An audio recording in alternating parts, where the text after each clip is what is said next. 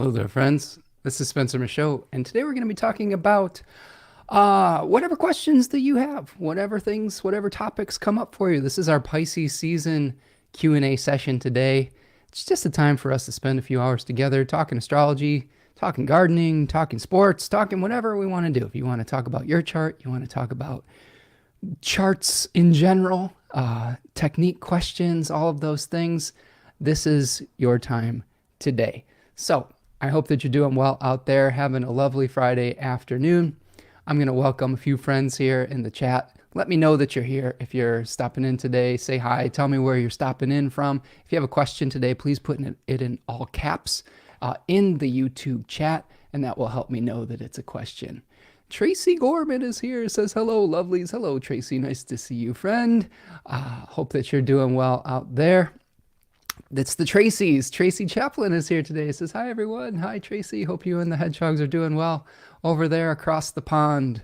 Fionn is here. What's up, Fionn? Fionn is joining us from Ireland, I think. He's a great astrologer and comedian. So check out Fionn wherever his stuff is online, Instagram, whatnot. Uranus Ascending is here. What's up, Uranus Ascending? Nice to see you from Chicago-ish, I believe.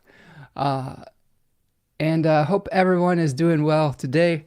Again, if you have a question, it can be about astrological technique. It can be about the transits that are going on currently in the sky. If we don't get enough questions, I'll just start launching into my thoughts about the upcoming transits. So don't be shy if you've got a question. I love being able to answer any questions that come up. KP 201231 is here. So what's up? Hi, everybody. Glad to finally catch you live. What's up, KP? Nice to see you from Cleveland, if I'm remembering correctly. Tracy Gorman says East Greenbush, New York here. California grown. Wow. So you took a journey, Tracy, across country. That's quite a shift. But sometimes that happens, you know. We're always trying to figure out where we land and where we belong, I guess. And sometimes life just takes us to different locales for sure. Uranus Ascending says from Aurora, but Battle Creek born and raised. Oh, that's cool. So you're from the stomping grounds of Wayne's World, right? From Wayne Campbell. Back in the day, he was from Aurora, Illinois. Battle Creek, pretty close to the place where I went to college in Kalamazoo, Michigan. So that's cool. Home to the Kellogg company, right? The Kellogg factory over there.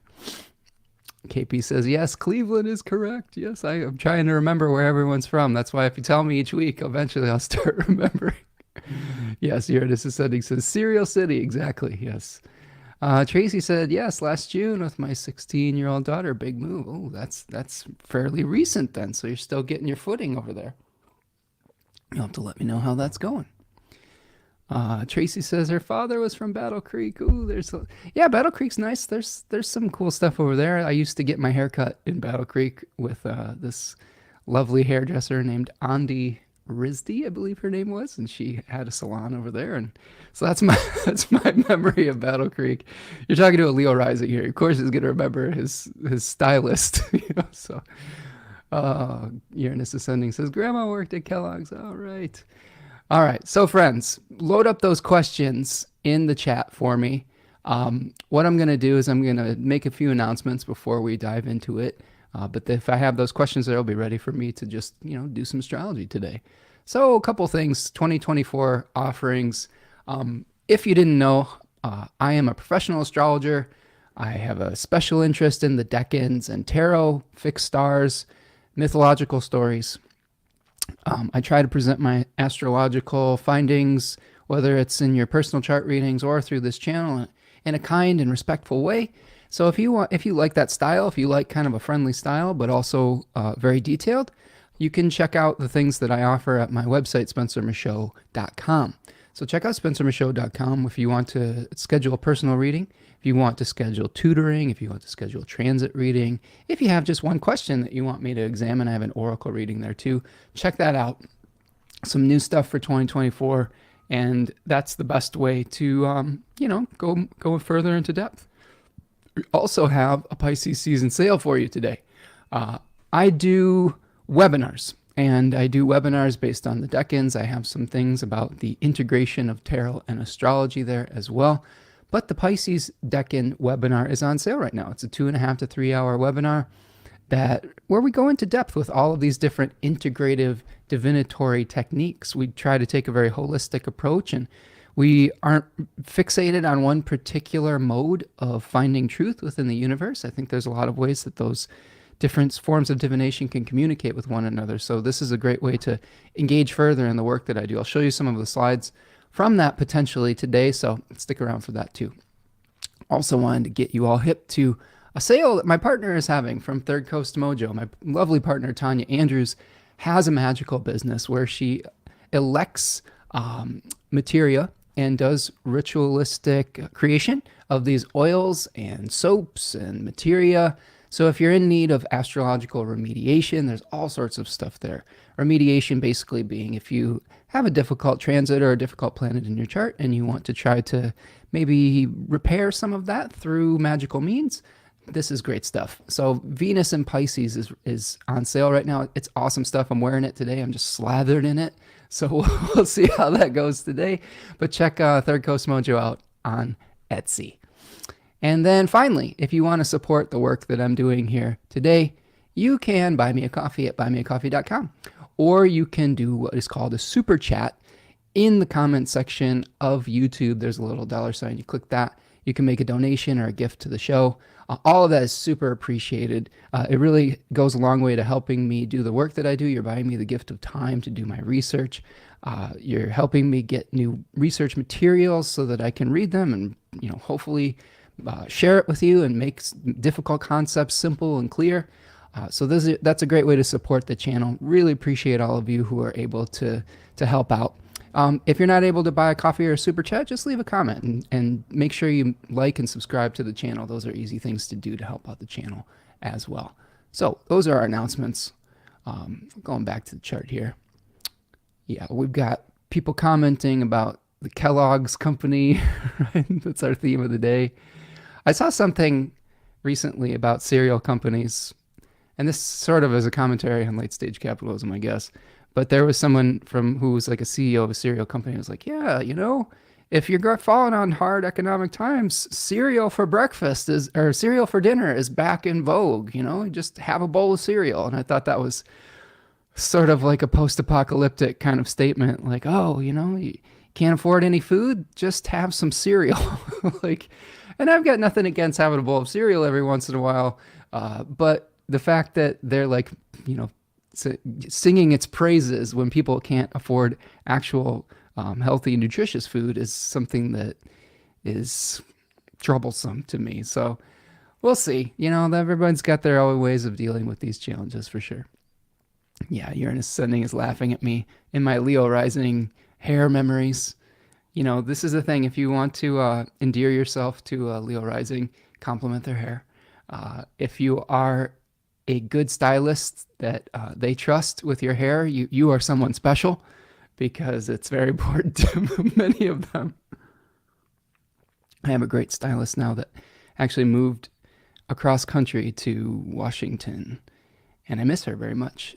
She's a great astrologer and Reiki practitioner as well. Her name is Juliana Fox. So I hope that she's doing well out there, and check her out if you're on the West Coast. She does great work. Okay, friends, questions. Any questions you have? Technique questions, personal chart questions. This is your time. This is the time to ask away. I'm here for you and ready to answer any astrological questions that you might have. We've got Mr. Hindsight is joining us. Namaste from wet San Francisco. Getting some rain over there, I'm sure, my friend. Very cool. Okay. Yeah, one of the things we're kind of dealing with right now, we are dealing with Venus about to square Uranus. So this is kind of a topic that's been kind of on my mind lately. Let's see. Let me see if I can bring this up for you just so you can kind of see what we're dealing with here. Now, I broke down a lot of these astrological significations in my astrology of March, but you can see here too that we are getting closer in the moment. I'll just bring the clock up here. Getting closer to this Venus at 17 degrees of Uranus of Aquarius, squaring Uranus at 19 degrees of Taurus.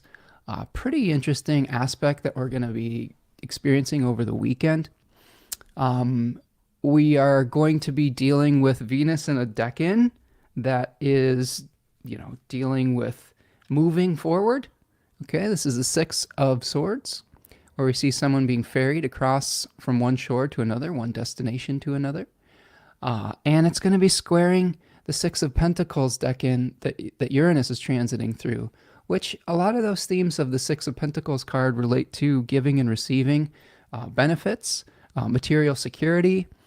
There are themes of trying to create healthy, consistent routines. So we may have our routine shaken up a little bit as we try to move forward from one shore to another.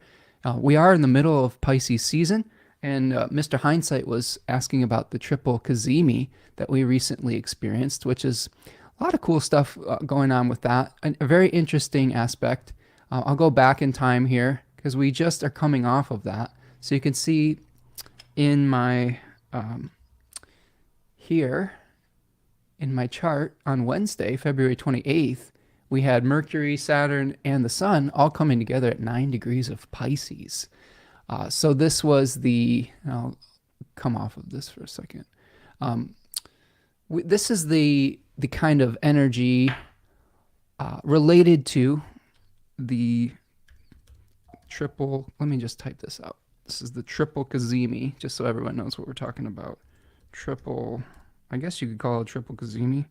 This is basically, let's call it Pisces stellium / Cazimi. Okay. We'll add that. Here we go.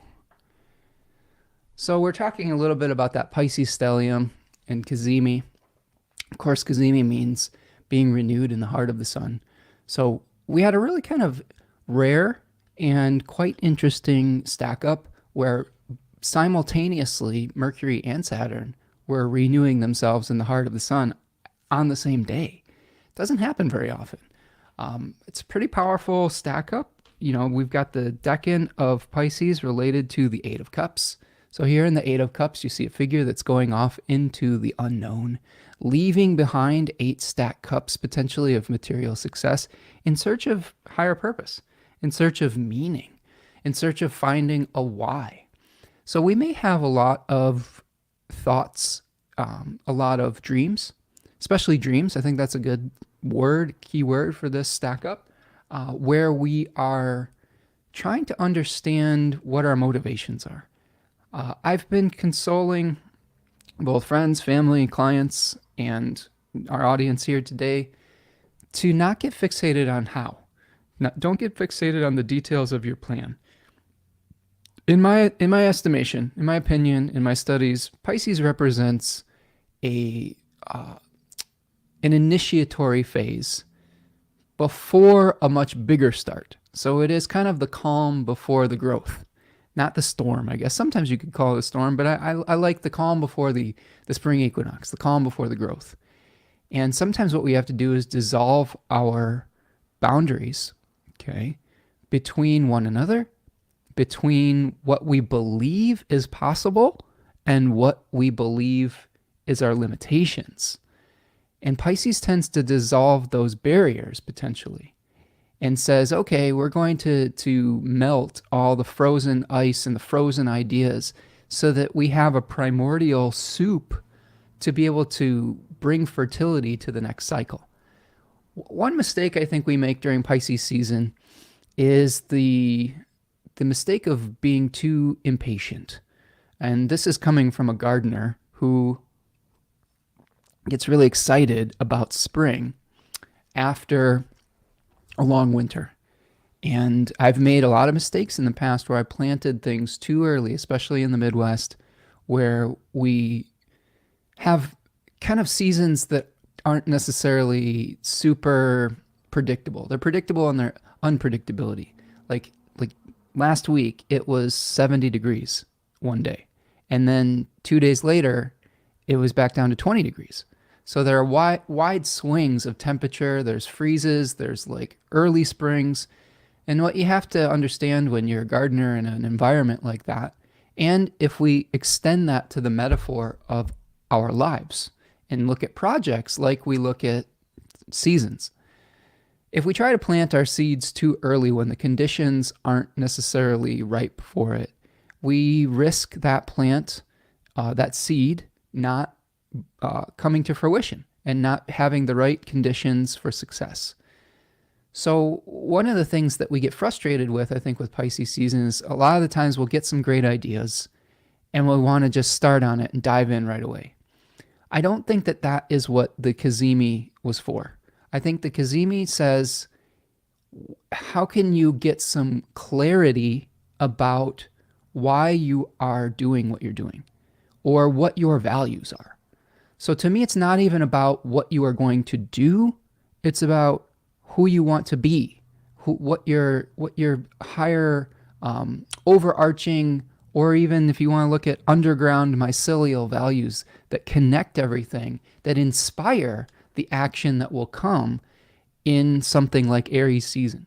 Now, this Aries season is pretty powerful because we have a new moon eclipse. We have a full moon lunar eclipse opposite, and we have a new moon solar eclipse in the second decan of Aries coming up in April. So before that very potent time of action, we have this almost resting, dreaming phase. And I think that, to me, that is what the Mercury-Saturn-Sun conjunction is all about. Allowing ourselves, a lot of it's about self-acceptance. A lot of it's about getting clear about what we want, sometimes through seeing a gap between what we want and what our lives actually look like. I think that as we are moving through the second decan of Pisces right now, I'll bring this to the stage. So this is Pisces 2. You can see nine of cups, someone who's looking satisfied. This is the trying to connect the vision with our lived reality. If we go back and look at the first decan of Pisces, though, we have a sense of dissatisfaction. It's the Saturn decan, where we're saying, this reality isn't matching up with my dream. I need to go off and into my mind, into my imagination, to see how I can start bringing those threads together for when the time is ripe to make a new start. So in short, I feel like that Cazimi is bringing together many different parts of our life, the parts ruled by Mercury, okay, Gemini and Virgo, the parts ruled by Saturn, Aquarius and Capricorn, and then the parts ruled by the Sun, Leo. All of those topics are kind of fusing into one primordial soup that hopefully will help birth something new when we get into eclipse season in Aries. And I think that the challenge is patience. The challenge is saying, okay, how can I just sit with this and really listen to my heart, not my mind, not my anxiety that wants me to get started right away, or that says, oh, you're not doing something right now, you must be failing. I think that's a mistake that we make a lot, is we are conditioned through some of the challenges of Western civilization to feel like we have to be growing at every moment. We have to be working at every moment. We have this Protestant work ethic that was infused into society that says if you're not working, you are the devil, basically, idle hands of the devil, right? And to me, that's a disservice to the times when we need to rest, the times when we need to listen to our dreams, to our creativity, to accept ourselves as is, when we don't necessarily need to push any harder on that particular day. And that's hard to do. Like it takes maturity, it takes discipline to be able to be still. And I think that this is another lesson of this stack up, is stillness. So I'm curious what has been coming up for all of you this week, as far as two questions you could ask yourself. Where am I just over it, right? Where am I over a material process in my life? It just isn't bringing you any joy or satisfaction. And then once you identify where you might be unhappy, What are you grateful for? What are the values that are infused into what you do in your day-to-day life and your day-to-day, existence? Without getting fixated on saying, "Oh, I need to do this, this, this, and this," like in a Virgo like list, right? Say, I'm committed to kindness, communication, and helping people see that we are all related in interconnected systems. Like so, this could be a mission statement. I'm thinking of like what my mission statement would be. It's like I want to model, hopefully, being a kind, gentle person.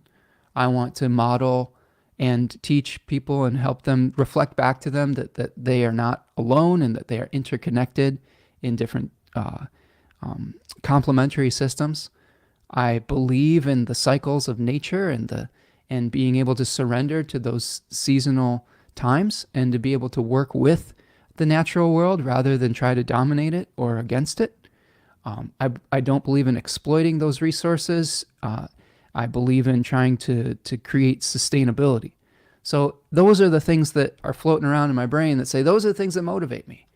Now, once you get clear on that, the form that it will take in your life is flexible, because form is always flexible. Form arises and passes away all the time. But those values are the things that endure. Even values change, and I think that's okay too. Sometimes your values can change. We should acknowledge that as well. But sometimes a dream can be a little bit more enduring. An ideal can be more enduring than a physical form. So that is my reflection on the Pisces stellium, and it's going to be slightly different for everyone. It's the topics that are going to come together for you are going to be different than they would be for another person based on your rising sign and based on the interactions with other planets in your chart. If you had that stack up on a natal planet, you might feel that sense of disconnect or discontent very acutely, and that might send you off on a journey to find your way home. Another thing that I think about with that Pisces stellium is the journey of Odysseus. This is a myth that I believe, what's her name? Astrology of Fate. Liz Green talks about in a really great book, Astrology of Fate. Odysseus trying to find his way back home, but he's on a journey. He's on the ocean. He's on the Piscean Ocean, and he gets sidetracked a lot of different times, but he's still trying to hear that call back home. And his crew gets distracted by sirens. He lands in a place that is nice, but it's not home. And I think it's a journey to find our lost self and recover our lost self. So again, just pay attention to what is bubbling up from the ether, from the depths. And you might not understand it completely. Pisces speaks in metaphor. It doesn't speak in absolutes and in literal linear terms. So there might be a story that comes up that you resonate with. There might be a movie that you're watching, and then you have this light of recognition that says, whoa, that's speaking to me. You might see an animal that, if you study more of its habits, it may give you some insight into what you should be doing with your life. I went on a nice walk at the botanical gardens at Mathi here in Ann Arbor over the last weekend, and my partner and I saw two lovely sandhill cranes, and that was sort of a message. Like we were having a nice day. It was a really beautiful day. We were just enjoying being out in nature and enjoying each other's company. And cranes, if you look at cranes, they in many civilizations they symbolize peace and longevity and commitment. So that was sort of a message to us in that moment, reflective of the good feelings that we were having about our relationship. So that language, that figurative, metaphorical language is very important to pay attention to. It's not easy to do when we have a very utilitarian society. Sometimes the dreamers, the myth makers, the storytellers get cast aside and get told that they're crazy and that what they're doing doesn't matter. But I think that couldn't be further from the truth. We always need people to hold up a mirror to society and reflect back truth. however we see it. And that doesn't mean that when we're an artist that we're going to have unfettered access to capital T truth. Sometimes we're just filtering it through our own consciousness, but that still has value. Okay, so hopefully that was helpful for you, Mr. Hindsight, and for everyone here. Let's go back to the screen here, and we'll go back. Let's take a look here. I'm going to go back to the chat, and we'll check out what's going on over there. We've got Carol from Mass joining us. Nice to see you, Carol. Hope you're doing well this afternoon. Laura Elizabeth is stopping in. Says hello from Vancouver, Washington. The Kazemi brought revelations about 2 life-threatening diagnoses of friends and family. It was on my moon. I felt it helped to bring clarity to dangerous conditions. Ooh, that's interesting, Laura. I guess I'd be curious, Laura, what house that was in for you. That would bring us even more insight and learning ability with your story. And I'm sorry to hear that with your friends. I know that that's another theme that I think about with Pisces is sometimes we have to surrender to forces that are greater than ourselves. And sometimes a health diagnosis like that, especially with people we care about, we want to rush in like a good Virgo and fix it. And sometimes there will be situations that we just can't fix. I've had to learn this the hard way. Laura, if you've been following along with the channel, but my mom passed away about, it'll be 2 years in April. That's gone by so quickly. But she had a stroke, and she was recovering from breast cancer surgery when she had this stroke, and it really messed her up, and she had a lot of health problems after that and eventually passed away from accumulation of that. And there was really nothing I could do about it. I had to kind of accept that was how it's going to go and just enjoy the time I had with her and try to just be present as much as I could emotionally or whatever for her. And it was very difficult. As a Virgo stellium myself, Laura, a lot of the conversations I had with her towards the end of her life that I didn't know was the end of her life. That's the problem that we have sometimes. So when we get these diagnoses, sometimes we don't understand how much time someone does or does not have. But that's my one regret, is that a lot of the times I was trying to fix something, and I was getting frustrated with the conditions that she was living in and how she was being taken care of. And I wish at that point I just kind of enjoyed her company a little bit more. So if I had any advice for this, and I don't know, first of all, I don't have to give you advice. I can just witness your journey. That's part of the Piscean thing. But if I had to do that kind of thing over again, I would just try to be grateful for the time that I do have with those friends. I would appreciate them, realize that some of these things are larger than you and that's not your fault, and just try to I don't know, maybe preserve as much of their legacy as you can through their memories. All right. So hang in there, Laura. I know that's tough. That is tough. Jennifer's here. Says, hey, y'all. Sending Pisces love. Nice to see you, Jennifer. Joining us from Michigan. Go check out the botanical gardens, Jennifer. It's looking pretty nice over there. Jennifer says, Gemini rising with Jupiter at 12 degrees Pisces is at 12 degrees. Pisces moon at 20 degrees Pisces on the conjunction. Had a sign in my teacup that formed a yin-yang sign. Ooh, that's cool. So Jennifer has a Gemini rising. So this is happening in her 10th house. So Jennifer, any insights with maybe career or with it doesn't even just have to be career. Yeah, Jennifer says Pisces in my 10th house. About what the actions that you take publicly, about the way that you show up in the world and the praxis that you bring to the world.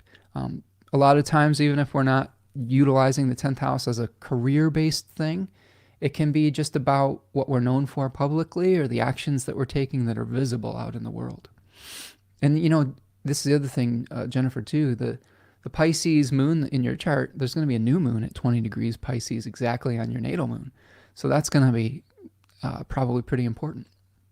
Jennifer says Odysseus was also the name of that lunar landing on the moon. Thought that was cool. Was that a recent thing? That's news that I'm not familiar with. But if that is the case, that would be perfect for Pisces season, right?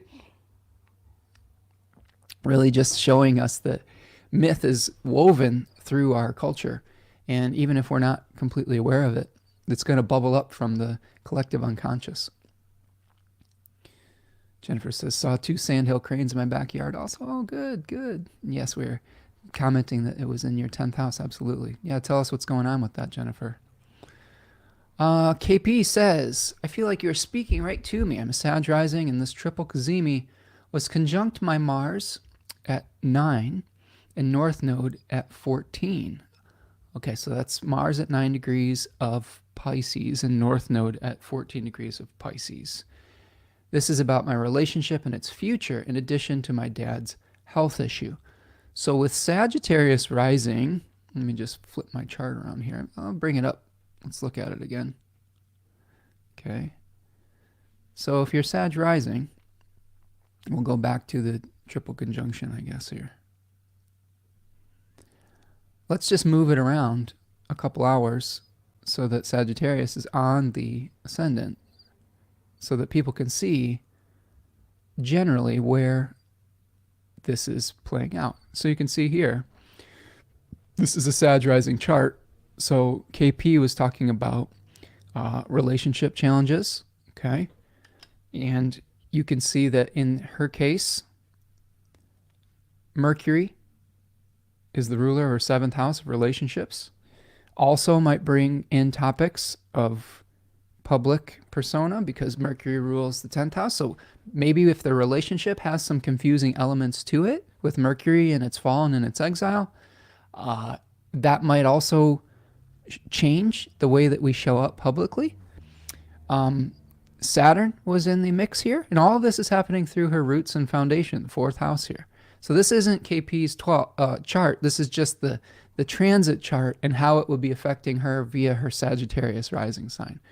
So Saturn is the ruler of her 3rd and her 2nd house.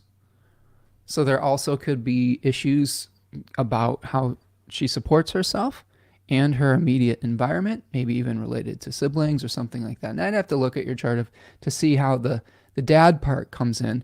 But if we think about in traditional astrology, the father is often represented by the 4th house. So this is another tie-in with just being able to, if you just know someone's rising sign, seeing where those transits are moving through and how they might be activating with different themes in our life can be very useful. So hang in there, KP. I hope that your dad is healing up, or that whatever is going on is manageable. And again, I guess the best advice I can give to folks who are maybe a similar age to me or going through a similar issue, you know, I'm be 44 this year. Oh my goodness. I'll be 44 this year. This middle age, this like early mid 40s age, a lot of times are either our kids are getting older or are out of the house, and then our parents are getting older. It's this weird transitionary time. And I think just enjoy the people that you have in your life without trying to worry too much about the future. I think we have to just embrace the time we do have with people.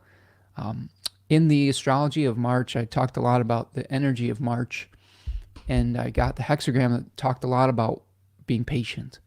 And there were 2 changing lines. One was about waiting in the mud, waiting in fear, waiting in anxiety, and the other was about waiting in with food and drink and with abundance and with hopeful expectation.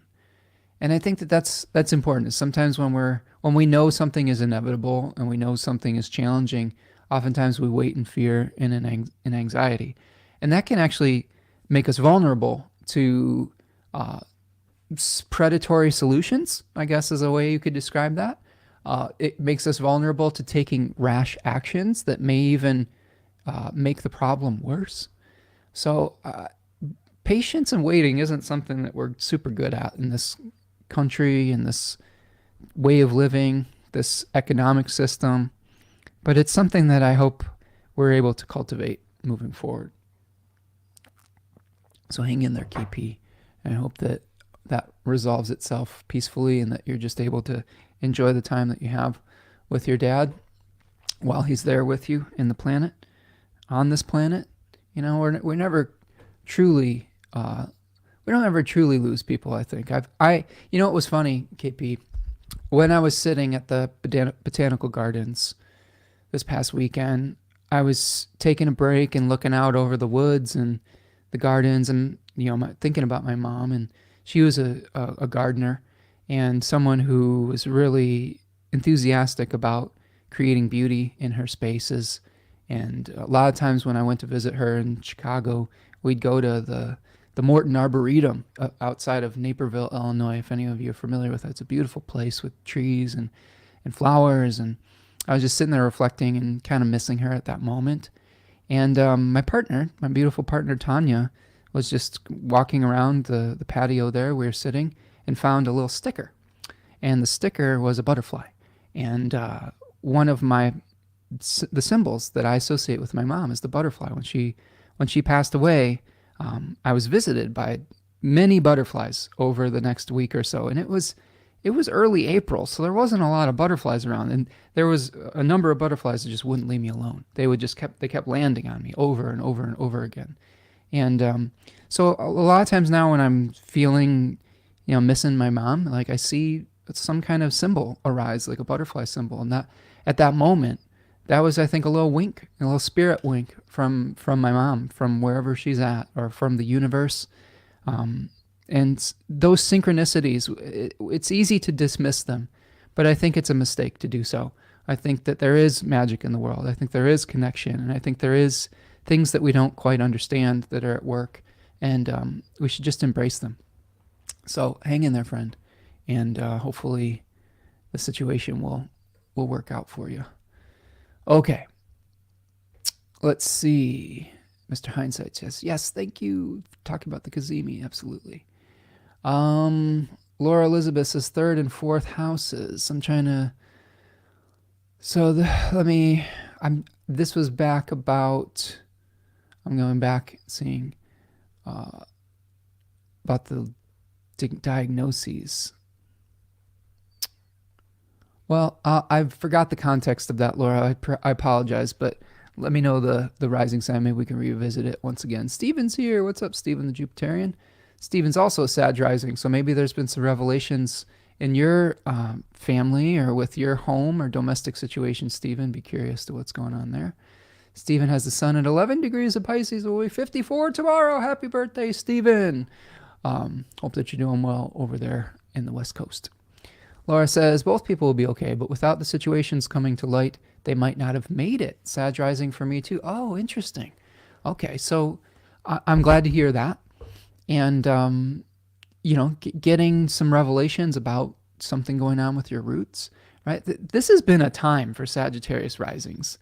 I've had some interactions with some Sag rising folks this week, and I think that when we have the stack up in an angular house, like 1, 4, 7, or 10, so this would affect our Jupiterian friends, Sag risings, Pisces risings, Gemini risings, Virgo risings. We're going to feel this conjunction much more significantly, potentially, than someone who might not have one of those angles. Now, of course, there's going to be people that are feeling it with stuff on their natal moons and stuff on their natal planets, etc. But yeah, it's intense. Okay, Dawn is here. Says, hi everybody, just showed up in time for my rising. Hey, how fortuitous. Well, I'm glad that you're in alignment with the divine timing, Dawn. Nice to see you here today, friend. Tracy says, hi Stephen, happy birthday weekend. Yes, we're celebrate you, Stephen, today. Robin is here. Says, hi Spencer, Robin from soggy Northern California. I'm not having the best of days. Oh, I'm sorry, Robin. I just got a bad diagnosis for one of my cats. Oh no. I guess that that's the Kazemi opposite my moon and Venus in Virgo. Ooh, yeah. Man, I'm sorry about that, Robin. Yeah, I'll take a moment to compose myself about that and to have a moment of silence for your little furry baby. That's something that hits me right in the feels. I have 2 lovely fur children of my own, and I love them more than anything in the world, maybe besides my partner and my daughter. And that's tough. I'm really sorry about that. And again, it's another situation where we have this time with these beautiful, pure creatures, and it's not guaranteed to be forever. Like oftentimes we're like, oh, we're going to have this cat in our life for 15, 20 years. And sometimes that's not the case. I had a cat that was about 11 or 12 years old that had kidney disease, and she went downhill pretty quickly. And I spent an entire year giving her intravenous fluids so that she would stay, hydrated and things of that nature. It was just heartbreaking. And so my thoughts and feelings and love go out to you, Robin. Hang in there. Just give your kitty some extra scritches and enjoy the time that you have with them. And yeah, I'm sorry to hear that. Oh, let's see. So Robin, I know your rising sign. So are you okay with me sharing your rising sign, Robin? You have to let me know in the chat, because it's actually an interesting teaching opportunity, I think,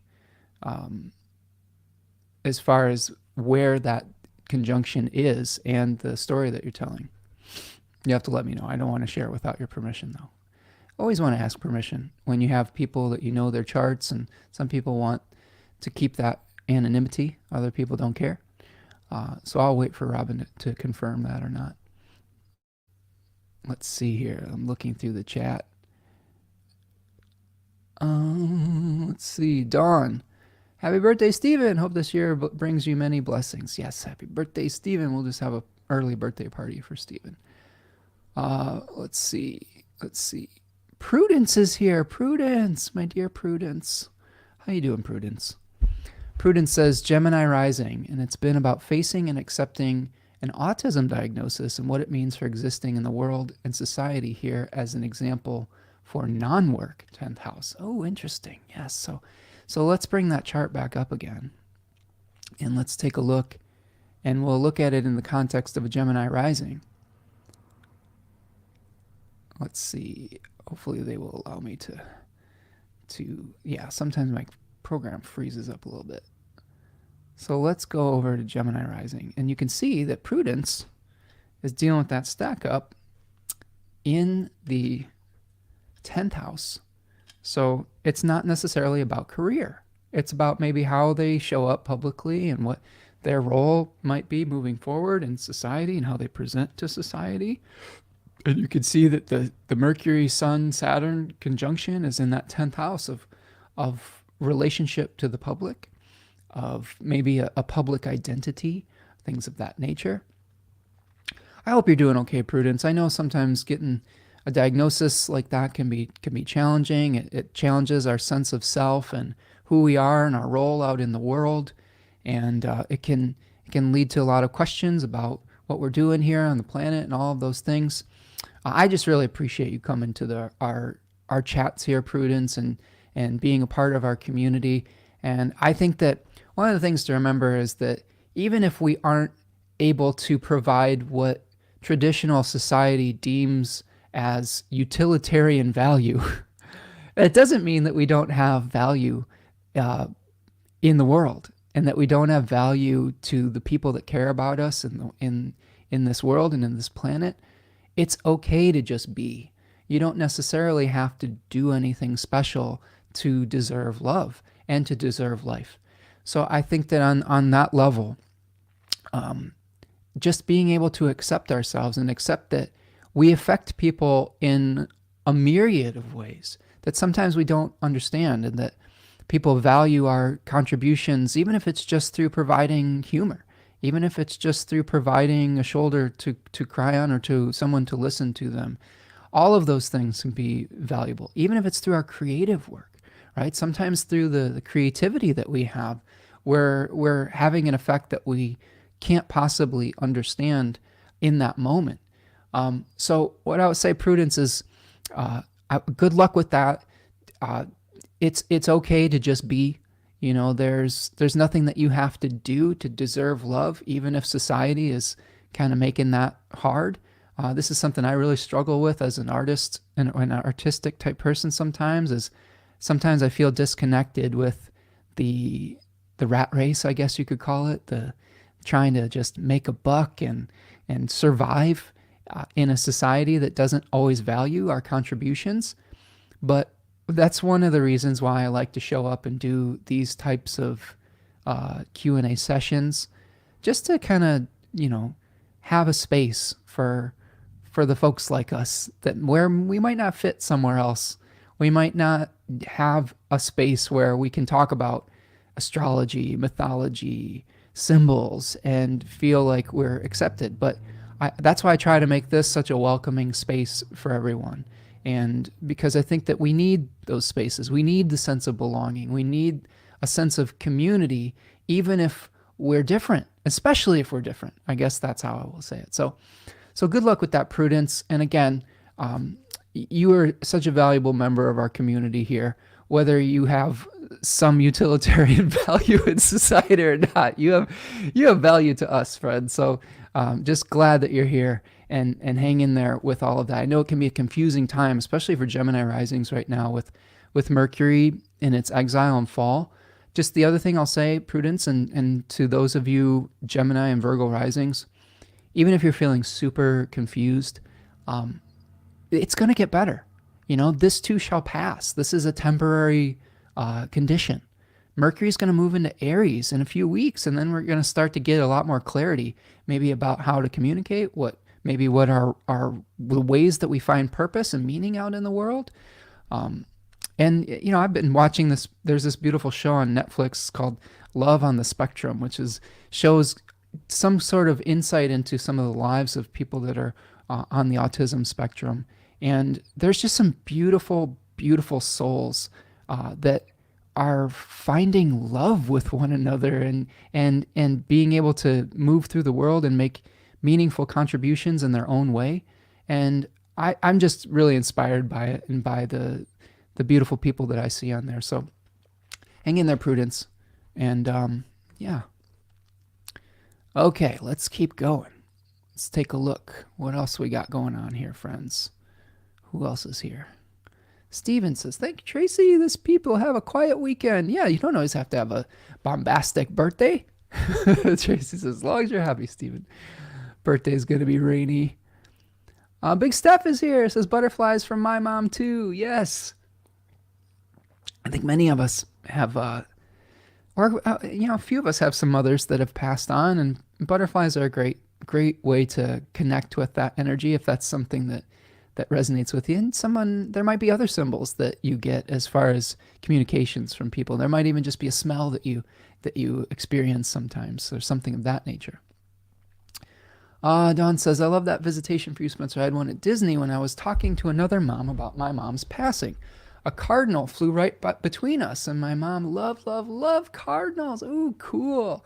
Yeah, spirit doesn't necessarily care too much about what form the communication comes in. If someone had the imprint of love on a specific animal, like a butterfly, like a cardinal, they're going to use that vehicle to speak to you because they know that you know that meant something to them, right? And cardinals traditionally have been thought of as messengers for people who have passed on to the other side. So that's really cool, Dawn, and I'm happy that you're still able to feel that connection as well. Stephen got a musical candle from his mom in the mail. That's cool. What song was it, Stephen? It's funny. What is a musical candle? How does that work? And how do you burn it without it destroying it? That's interesting. Seems like a fun gift.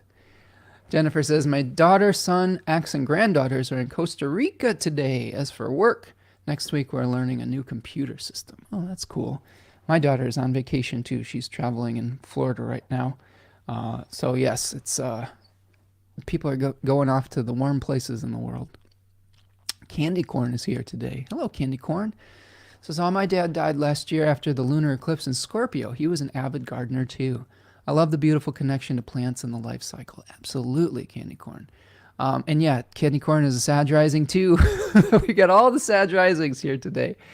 So yeah, and I'm sorry to hear that about your dad. I know that, again, we don't have to be middle-aged to experience the loss of a parent, but for those of us who are going through this stage of life, sometimes it's good to be able to share some of our grief. and also share some of our stories of communications that we receive, just so that we feel like we're not alone in some of these things. It's tough. It's not the same as having that person physically with us in our life. But this is one of the challenging realities of being incarnated on this planet, is that forms will come into being and then they will pass out of being and out of physical form. And I'd be lying to you if I knew exactly what was going on after this life. That is the great mystery. It would be arrogant for me to say, well, yeah, I know that there's this place that we go to and it's, it looks like the Bahamas and whatnot. That's ridiculous. And your mileage may vary with that, depending on your religious perspective. But in my personal opinion, I believe that there's I hope that there's something. I hope that that consciousness continues on. I think that the way that I've been talking about this with my partner is, and this is her thought on it too, is that I hope that consciousness goes on and that it's nice. And if it doesn't, well, we won't know the difference, right? We'll just blink out and we won't know any better. So either way, it seems like a win. Okay. Oh, we've got a super sticker here. Thank you, Dawn, for the super sticker. Thank you so much, Dawn, for your contribution today. I really appreciate you and your contribution today. It really, really helps the show, and your support really means a lot to me. It helps us to do research, to carve out this time in my schedule and to hold space for all of you. I really appreciate that. So thank you so much, Dawn. Okay. What else? We've got a lot of great comments coming in here. Let's see. Steven's talking about, my mom is fun. She's a Leo rising, Moon, Scorpio, Sun, and Taurus. So that's a nice combo. Well, she seems like she's got a playful spirit sending you a singing candle. That's cool. Cookerzilla is here. Another Sag Rising. This is the Sag Rising party. We're just having a Sag Rising party here today. The spring cleaning has started now. Oh, good. Yes, I think that's another great way to use Pisces season, is to just clear the decks, so that think about it like gardening. Let's stick with the gardening metaphors today. Today I went out and checked on my garden. I'm super excited about my garden this year because I did a lot of hard work at the end of the fall season last year to dig new beds and to plant some of my native pollinators that I've been waiting all summer to plant. And we dug out a lot of turf, we planted the pollinators, we put mulch down and things of that nature. And I'm starting to see the little new plants that I planted last year returning. So it's very exciting. And I'm thinking about like the Pisces season, where sometimes we might, maybe we need to help clear out some of the old form, the old, some of the leaves potentially. Although, be careful about moving too many leaves from your garden. The leaves are important. Leaves are actually the tree's way of, recycling energy back into the earth. And there are lots of pollinator insects that live underneath those leaves that need to have time to hatch and to, continue their own life cycle. So spring cleaning is great for our houses. When we're doing spring cleaning outside, sometimes it's good just to let the natural processes happen, right? But yes, I'm a big fan of cleaning out the clutter in our live spaces to reflect who we are now versus who we were in the past. I talk about that a lot on the channel, is accepting who we are now in this moment versus trying to live through old narratives. And it's a tough balance, right? Oh, Jennifer says, my son, ex and dad and brother are Sag Rising. Oh my goodness, we've got all these Sag Risings in our life here today. Steven says, thank you for the birthday wishes. Yes, birthday wishes. I love it, Steven. Nice pun there. Tracy says, prayers for your cat. I have 4 and a Shiba Inu dog, so like 5. Yeah, I'm a huge fan of fur babies. My flesh puppy, my partner and I joke about this. What's the opposite of fur baby? Flesh puppy? Flesh kitty? This is my actual human daughter. I know she probably would appreciate being called a flesh puppy. But if you think about it, it's kind of funny, isn't it? The way we talk about that. She's moved out of the house. So like now I have to shower my Cancerian love and affection and nurturing on something in my environment. So I've always felt a deep connection to animals and their innocence. And the animals are nice too, because they can't really talk back to you in the same way a human being can. I mean, they have their personalities and they definitely can voice their displeasures, but you can imagine what they are not saying. So there's something nice about that too. But I love my kitties. They have such interesting personalities. And I have two brothers from the same litter, Gandalf and Radagast, and their personalities couldn't be any more different. Like one of them is a wily gremlin who is very communicative and very watchful. The other is just a big tub of love who just is like, just pet me. He's just a soft boy who just is. They like to play differently. One of them just likes to cuddle. You got to be super gentle with them. The other one likes to roughhouse. And these are cats we're talking about, not just dogs. These are cats. So it's really fascinating to see how spirit works through these animals and these animal guides, I would say. There's something special about them. Okay, more birthday wishes for Stephen. Planet Queen is here, says Sun, Mercury, Venus, Mars, and North Node in Sagittarius and Libra rising here. The current theme for me is trying to find the right career. I'm so confused about it. Okay, so Planet Queen, that's a cool picture that you have there. So let's pull a chart up here, and we'll just kind of walk you through it. I can't see your natal chart without your information, but let's just look at it through the lens of Libra rising. What do you say? Just what some general themes could be to help out with Libra risings today. Before we do that, Prudence says, thank you very much. Nice. Thank you, Prudence. Again, just wishing you well, and just take your time with it. Again, we're just happy that you're here with us today. Okay, let's see. Planet Queen. Let's see. Planet Queen. So we're going to move your chart around. For that stellium, we're going to move it back over to Libra. So here's Libra rising on the screen, and Planet Queen. This might be the first time I've seen you in the chat, so just welcome. And I don't know what else to call you besides Planet Queen. So Sun, Mercury, Venus, Mars, and North Node in Sagittarius. So here is the stellium that Planet Queen is talking about, okay, in the third house and the North Node. And the current theme is trying to find the right career. So confused about it. Now, what's interesting for Libra risings is that you have that stellium stack up in the sixth house, which is often associated with the work that we do. Yes, we have our public way that we find and provide meaning with the 10th house, but oftentimes the 6th house can represent the work, the day-to-day work that we have to do, everything that we do that may not even be visible. So trying to find clarity around that could be part of the Libra rising journey. And right now, if you're a Libra rising with the midheaven in Cancer, there's probably going to be some clarity that comes to you around eclipse season. Okay, like maybe even sooner than that, because there's going to be a new moon in your 6th house of work. Mercury is going to move out of that confusing position in Pisces and move into your 7th house to bring you maybe some clarity around, how you bring partnership to the work environment or how you work with others. But I would keep an eye on eclipse season. We have a new moon solar eclipse on April the 8th. And before that, let me just show you what we've got going on here. So here's the eclipses, just a preview. There's the new moon in Pisces that's going to be in your 6th house.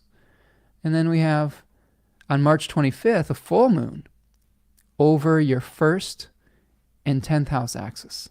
So if we look at that from the context of your rising sign. So there's just going to be this ending potentially around the 25th, maybe in a partnership, maybe releasing dependence on another person, so that when this new moon solar eclipse happens right here, okay, you might be ready to take the leap in a more individual way, in a more self-supported way, okay? because we have this this eclipse. Where is it here? There it is. There it is. Sorry. So see the new moon solar eclipse at 19 degrees of Aries on April the 8th. And that's going to be if you're a Libra rising in your seventh house of partnership. But it's not just going to be about partnership, because we have to think about these things holistically. Okay. This is one thing I'm learning and trying to incorporate even more of through a book I'm reading that was suggested to me by a friend of the show, Devin, out in Portland, called Sand Talk by Tyson Yunkaporta. And it's an indigenous Aboriginal professor who is talking a lot about just indigenous ways of thinking and communal ways of thinking. So like Tyson says in his book, we can't separate things into individualized compartments that are deracinated. That's a fancy word I learned from Sophie Strand in The Flowering Wand. Basically means uprooted from the community of plants. And like, let's say you have a potted plant, it is deracinated from the ground. Well, if we have a deracinated view of astrology, I think that's a mistake that we often make. We say, what does this one planet mean in a house or in this?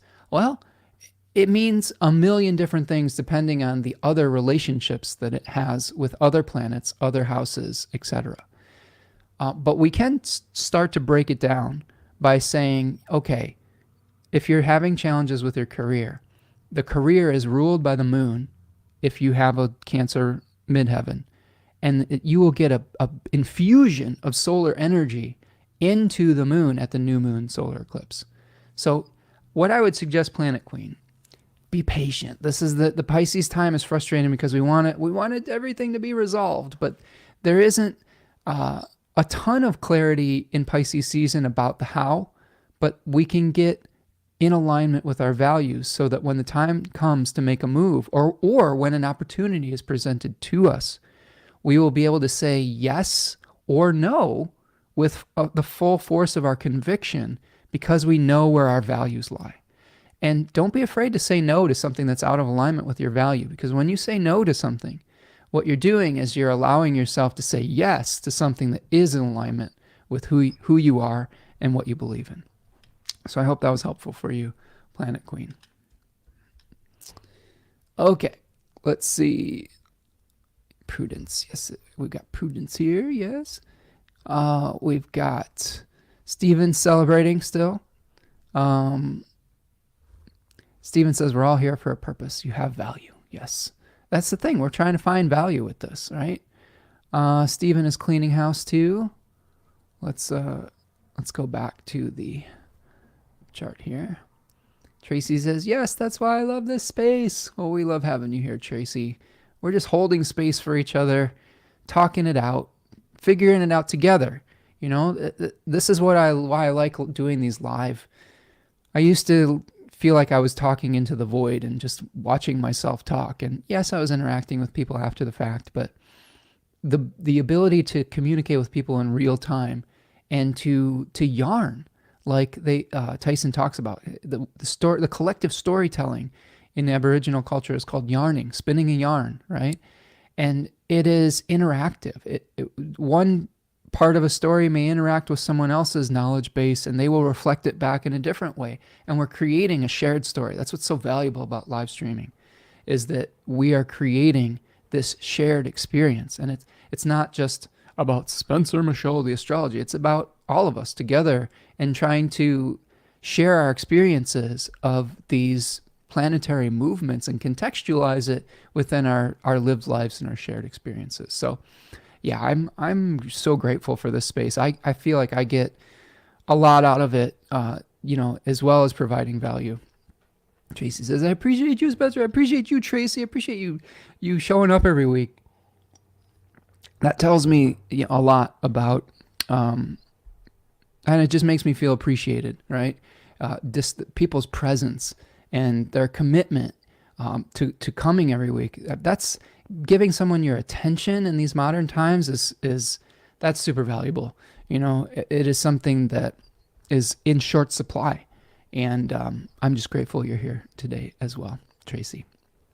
Jennifer says, Prudence, Gemini rising here too, feeling the artistic coming through.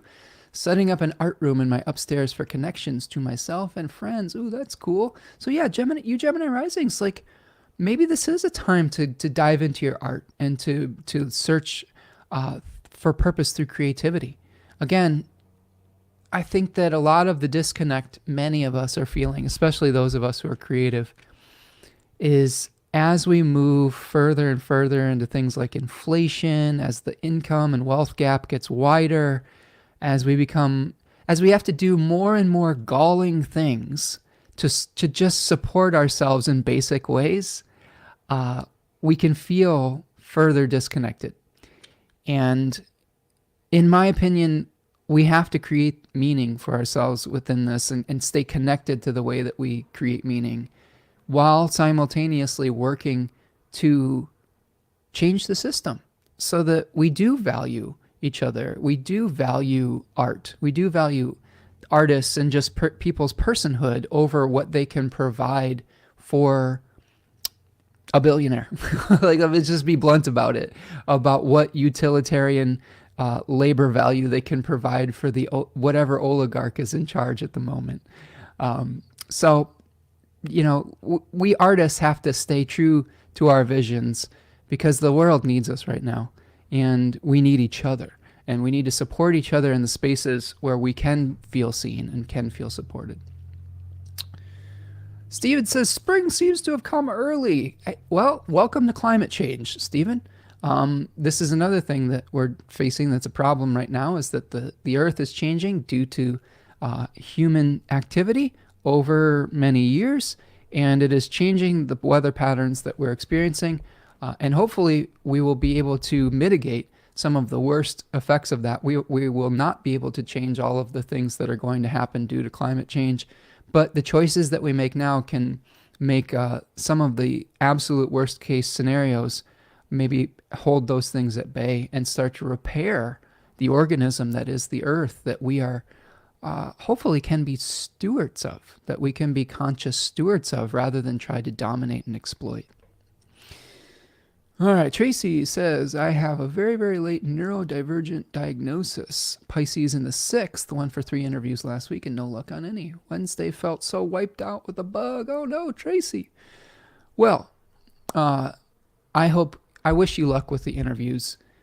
I know that there's many of us out here that have felt different and that eventually will get a medical label, diagnosis, etc. For some of us, that feels liberating. For others, it feels confining. I would say if the diagnosis is helping you to get the support that you need and to get the resources that you need to have the support you need, then that's great. At the same time, if it's making you feel like less than, cast that aside, because there's all sorts of different ways to be.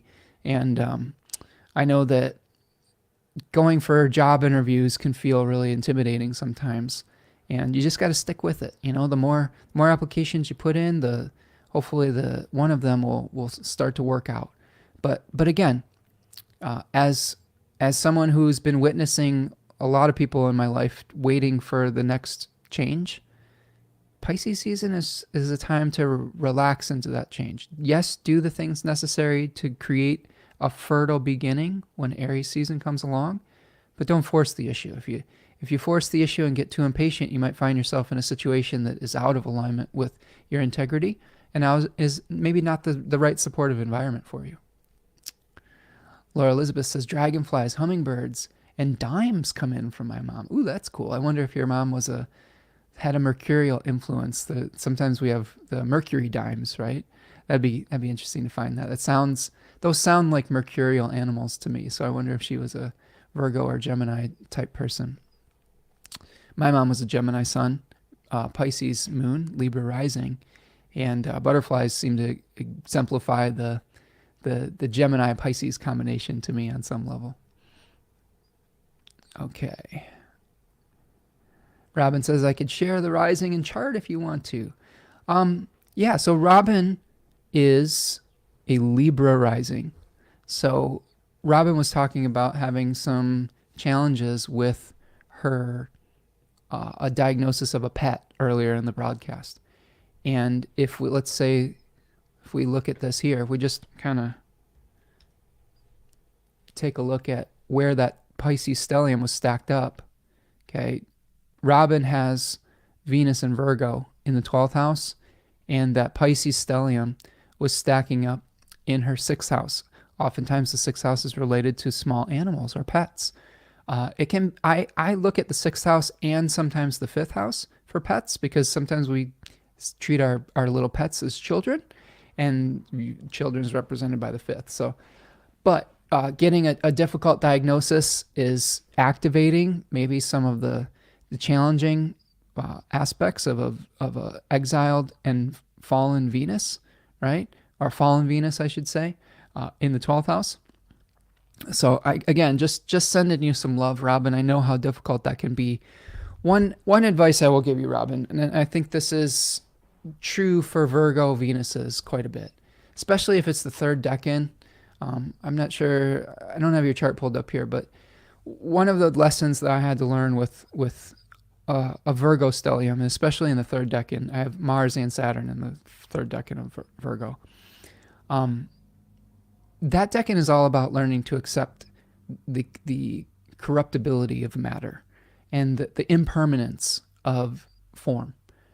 And there is a need to balance preservation against the ravages of time versus accepting that things are going to pass back into the earth, that it is a cycle, that energy is never really created and destroyed. It is just changing. And I had to learn that through the lesson of my mom. And especially when we have Venus in Virgo, though. I don't have Venus in Virgo, but I've seen Venus in Virgo actions come up through clients and through my own experience of the transit. Oftentimes, Venus wants to hold things together, wants to harmonize things. And that it's in a sign that is trying to separate through entropy, right?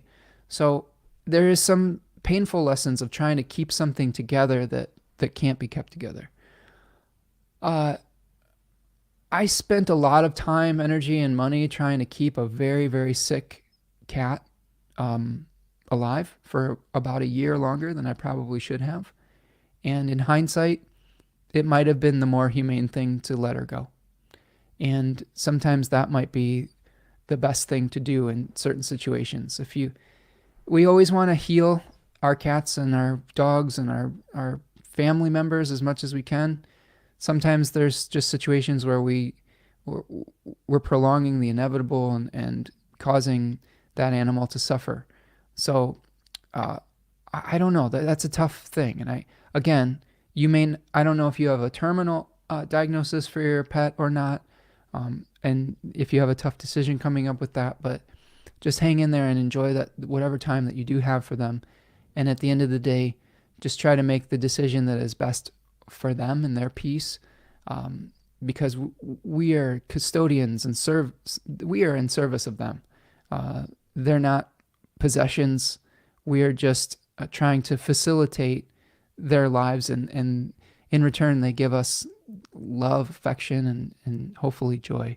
But again, that's the cruelty of having a pet like a cat or a dog, is that we live a lot longer than they do, and eventually we will have to say goodbye to them.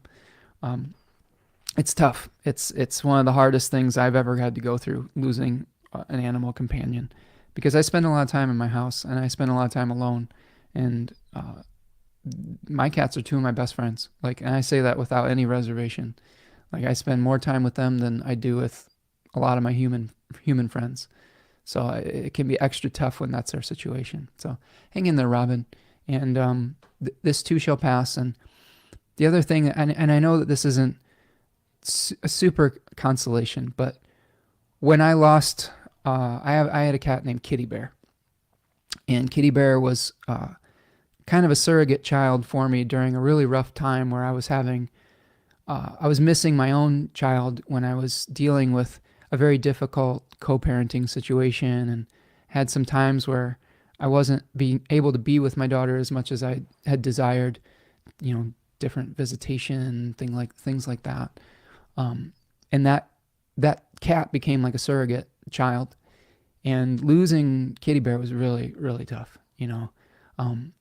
But, and I'm not saying that this is, we're replacing these people, but about 2 weeks later, I adopted Gandalf and Radagast. It's like I needed two furry babies to be able to replace the love that I felt for Kitty Bear.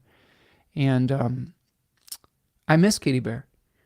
But a lot of the love that I poured into Kitty Bear, I'm pouring into these animals as well. And like I said, we'll never be able to replace a cherished pet. But there's new love that comes when we allow ourselves the time and space to heal and to open ourselves to that love again. And there's so many animals at shelters that need to be adopted. So if something does happen to your cherished companion, there are so many animals that would just love to be your furry baby again. And they would get a wonderful mother in you as well. So I hope that's helpful for you. And again, I'm sorry, it doesn't make the process any easier. I know this firsthand. Like, I'm going to be a mess when it's time to say goodbye to Gandalf and Radagast. I don't even want to think about it. Because they're about 7 years old now. And I hope that I have many more years for them. I say a prayer to have as much time with them as possible. But I know that there might be a day where I have to say goodbye to them too, and it will be so difficult. But again, the cycle continues. Okay. Man, we're getting into the Piscean feels today, aren't we? Some of this stuff's heavy. I mean, this Pisces season is, to have compassion for people sometimes brings up sadness. Sometimes to witness other people's experience and to feel what others is feeling, we have to go down some of these heavy paths. Okay, Tracy says, yes to butterflies and dragons and wrens. They're my synchronous wildlife. Nice. Yes, I love all of those things. I'm hoping to welcome many more butterflies and insects and dragonflies into my yard this year. Last year, for those of you who are following along, I was became a monarch daddy, I guess you could call it. Like, I had a bunch of native plants that I was going to plant in my yard, and I found a monarch caterpillar on one of them that was destroying one of them. So I before I kind of realized what was going on, I brought it inside and raised it. And then through the process of feeding it, I actually adopted about 5 or 6 more and ended up raising them to adults and releasing them. In hindsight, and after learning more, sometimes just leaving them where you find them is the best thing for them, even if that means that they may not make it. Sometimes the natural selection is at work and allows the species to be hardier in that way. But I did have a really nice experience, like getting to know these animals and facilitating their journey. Dawn says, all Sag risings are here because, like you said already, it's been a rough one recently. The guidance and community here is a respite. Yeah, I'm glad to hear that, Dawn. I'm not glad to hear that it's been a rough one, but I'm glad that this community is an oasis, because we need it. We need to just be able to support each other through the challenging times. Tarya says, this is so funny. All Sag risings here today. We are the more the merrier people. Well, welcome, Sagittarius rising, Tarya. We've got Sag risings from America. We've got Sag risings from Finland. We've got Sag risings from England. We've got Sag risings from the East Coast, the West Coast. This is just the Sag rising few hours here today, so I love it.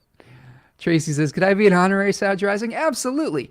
This is reminding me of like Oprah or whatever. You get Vaseline and you get Vaseline and you get Vaseline with a sheep of Vaseline like under their chairs or something like that, or something like some talk show host did this, and this is what it's reminding me of. You could be a Sag rising and you could be a Sag rising. Sure you can, absolutely.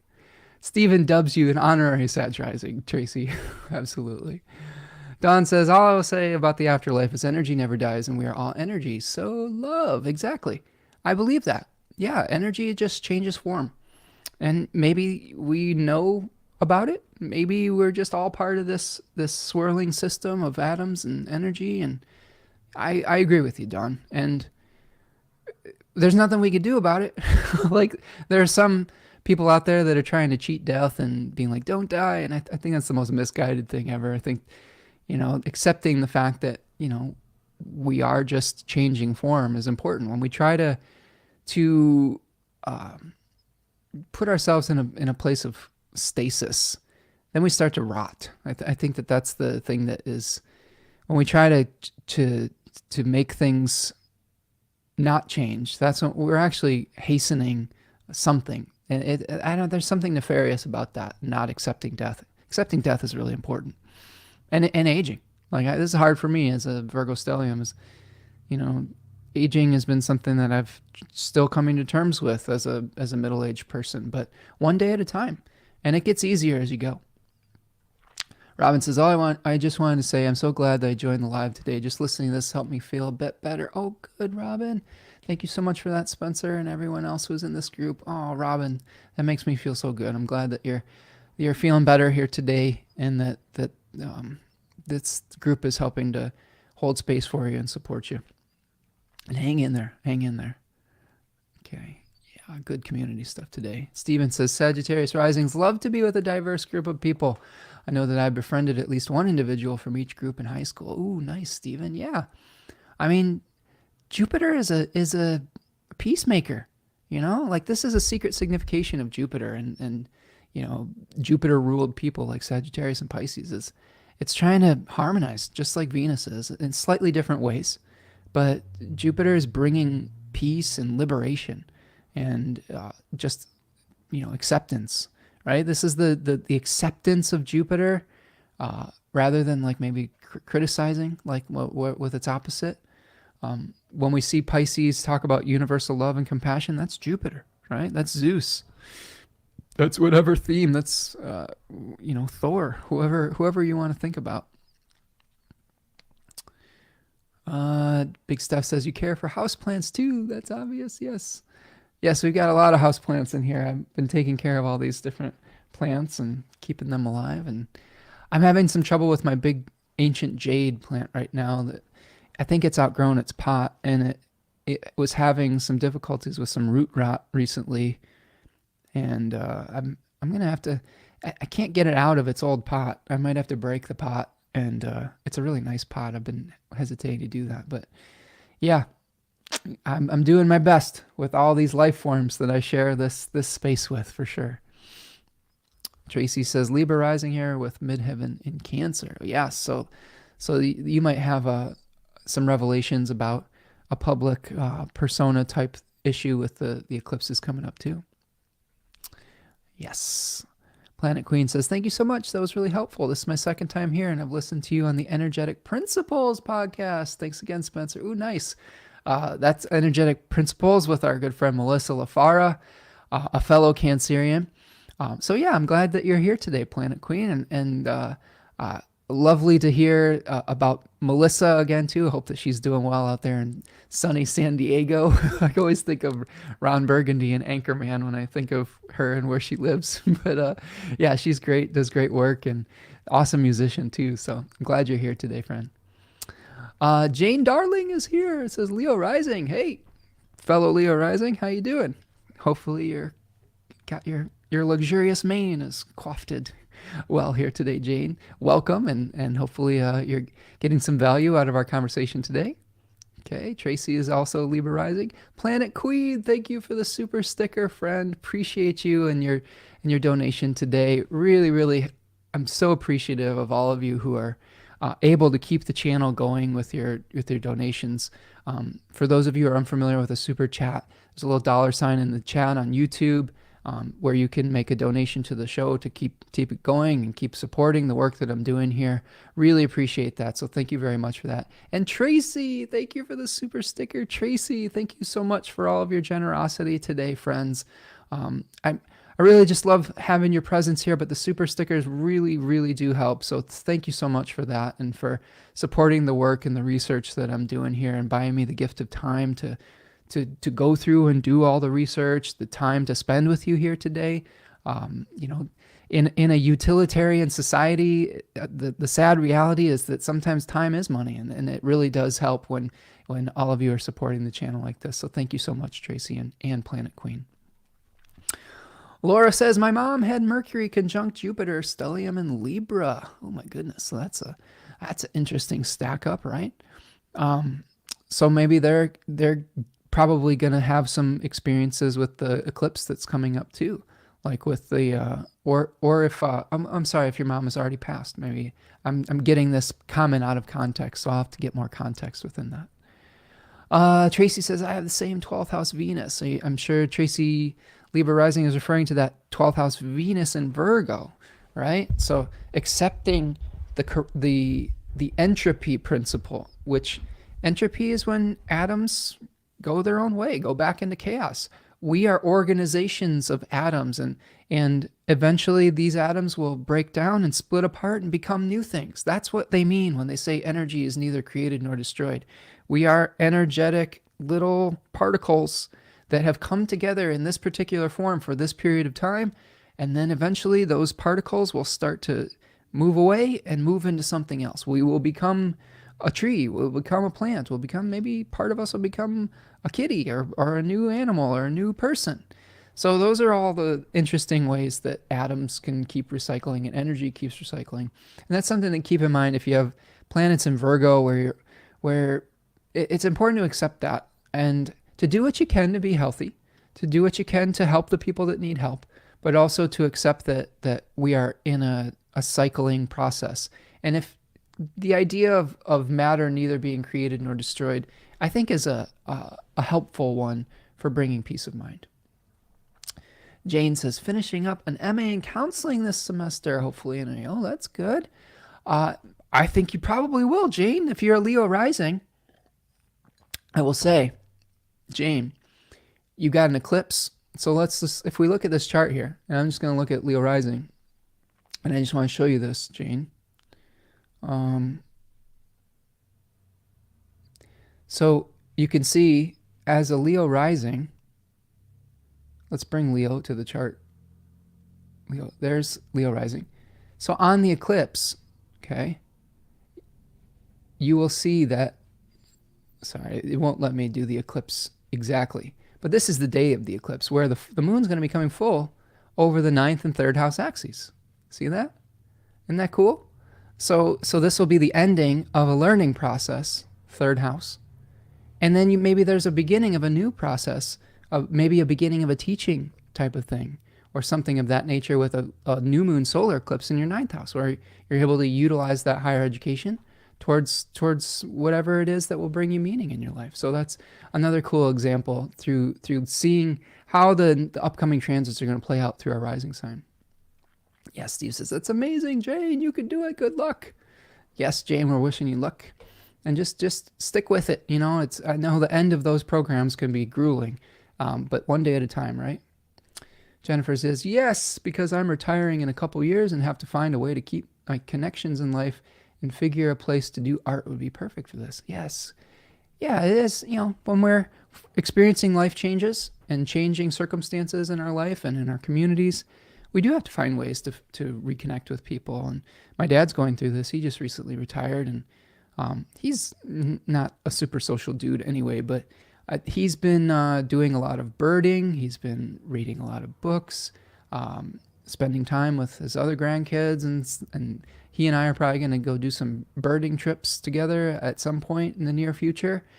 We want to visit a place called Maggie Marsh in Ohio, which is a little bit south of here, where a lot of migratory birds go. And he has a photography hobby where he's taking pictures of birds and animals. And he used to be a collector. This is an interesting transition. He's a Pisces sun.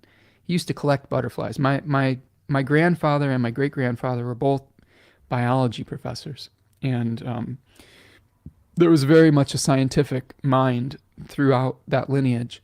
But my dad collected butterflies for a certain period of time, and then he finally was like, I don't want to kill them. I can collect them through my photography. I can just observe them without like taking their life. And I thought that was a really beautiful sentiment. So he's become a really good photographer.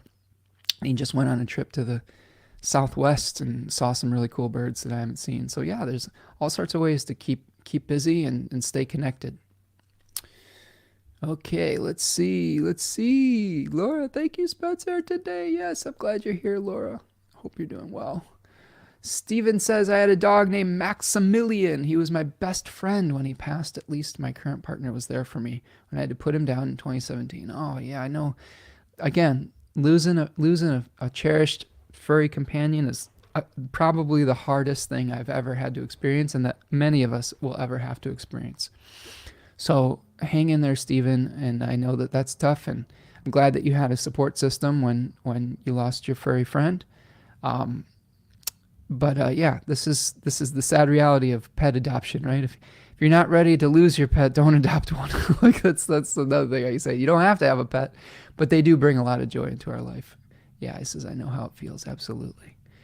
Laura says, thanks, Spencer. Today has been such a gift for us, especially the Sag Risings. It's been a Sag Rising party for sure. Oh, thank you, Laura, for your super sticker. Says Spencer and his tribe are so supportive. Well, we try to model, compassion and support. I try to include all of you in this. I mean, it's a conscious effort to make it a safe, supportive space. I have seen some other ways of doing this type of work where the focus is very much on the quote unquote figurehead, the talking head, and a lot of, and I'm not saying just astrology, I'm thinking more about sports podcasters right now. I have a favorite sports podcaster for the Packers. His name's Andy Herman, and he does something called the Pack-A-Day podcast, and he's so compassionate and detailed and good. And I try to create that exact type of environment here. And he had a guest on the other day. I won't name him, but he's the type that just loves to hear the sound of his own voice. And you can really tell the difference. So it's a conscious effort to cultivate that here, but it wouldn't work without all of you. It wouldn't work with these beautiful souls that continue to show up like you, Laura, and everyone who's shown up today. And not only just showing up, but being the best versions of yourself, the best supportive versions of yourself when you come here. So thank you very much for the super sticker here today, Laura, and for just being a part of our community and the support system for each other. Yeah, look, Jennifer says, there are two things, love or fear. Which do you choose? Amen to that. I hopefully choose love. Although fear has its role, and mostly the role was survival in periods of crisis. Now, fear has become a force of manipulation by forces that want to control you, and when that happens, that's when it's negative, and we get to choose love over that. A little bit of fear is healthy. Like if you're afraid to run out in the middle of a busy highway, will keep you alive. So every emotion has its role. Sadness has its role. Happiness has its role. Love has its role. Fear has its role. But yes, I agree with you. I try to fall more on the side of love, and I keep fear in the compartment that's necessary for survival without letting it run my life. Jane says, yes, very much appreciate the community. Good, Jane. I'm so happy you're here today, friend. All right, Big Steph says, I'm an Aries rising. My moon and Mercury and Venus, Mars and Sagittarius. I'll take the honorary badge, though. Yeah, well, everybody's a Sag rising today, Big Steph, so you can be whatever you want. This is a judgment-free zone. Reverend Kai says, got to chime in. There's another Sag rising. Also, 27 Virgo Venus. Well, Reverend Kai, you're in the right place today, friend. You are in good company with all of these Sag risings that are being vocal in the chat today. You've got a few Venus Virgos here. That degree of Virgo is tough for Venus, so I'm sure that there's been challenges, but also there's lots of great lessons from having a challenging planet in our chart. It doesn't mean that it's a death sentence. It doesn't mean that we're flawed in our characters or anything like that. It just means that there might be lessons with Venus in the third decan of Virgo around accepting the passage of time and accepting those types of things. And I'm sure that you can speak to this, especially, with Sag rising, you've got that in your 10th house. Maybe this is related to your work and your public life, and maybe accepting that jobs come and go. Maybe that's something that you might have experienced potentially.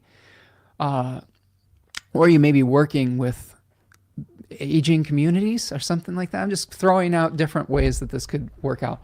I always tell this story about Venus and Virgo 3 as far as my own experience. As a Leo rising, I've sung the praises of like enjoying having a full luxurious head of hair and like a, lion's mane. And unfortunately, the genetics in my family are that the men in our family tend to go a little bit thin and sometimes have some male pattern baldness. And that, for me as a young musician, was very difficult to accept. And I hadn't gotten to the point of accepting myself just in whatever form.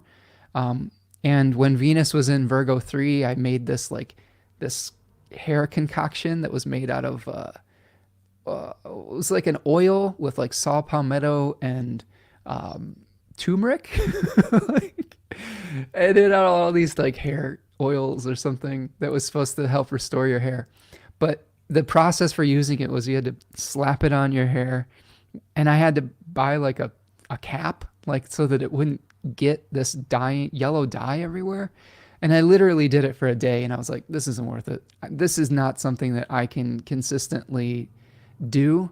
And I'd rather be bald than like have everything in my house be covered in the stain of turmeric oil. Like, so that was my Venus in Virgo, accepting the fact of the impermanence of some of my physical form. And I hope that lesson has been easy, or maybe not easy, but has resonated with you. And again, there are certain things that are worth preserving and passing on as a legacy. And that's something that Venus Virgos are very well aware of too, is that they can actually be very good at preserving old things that need to be passed on as a legacy. The hard part is understanding which of those things can be preserved and which things we have to let go of.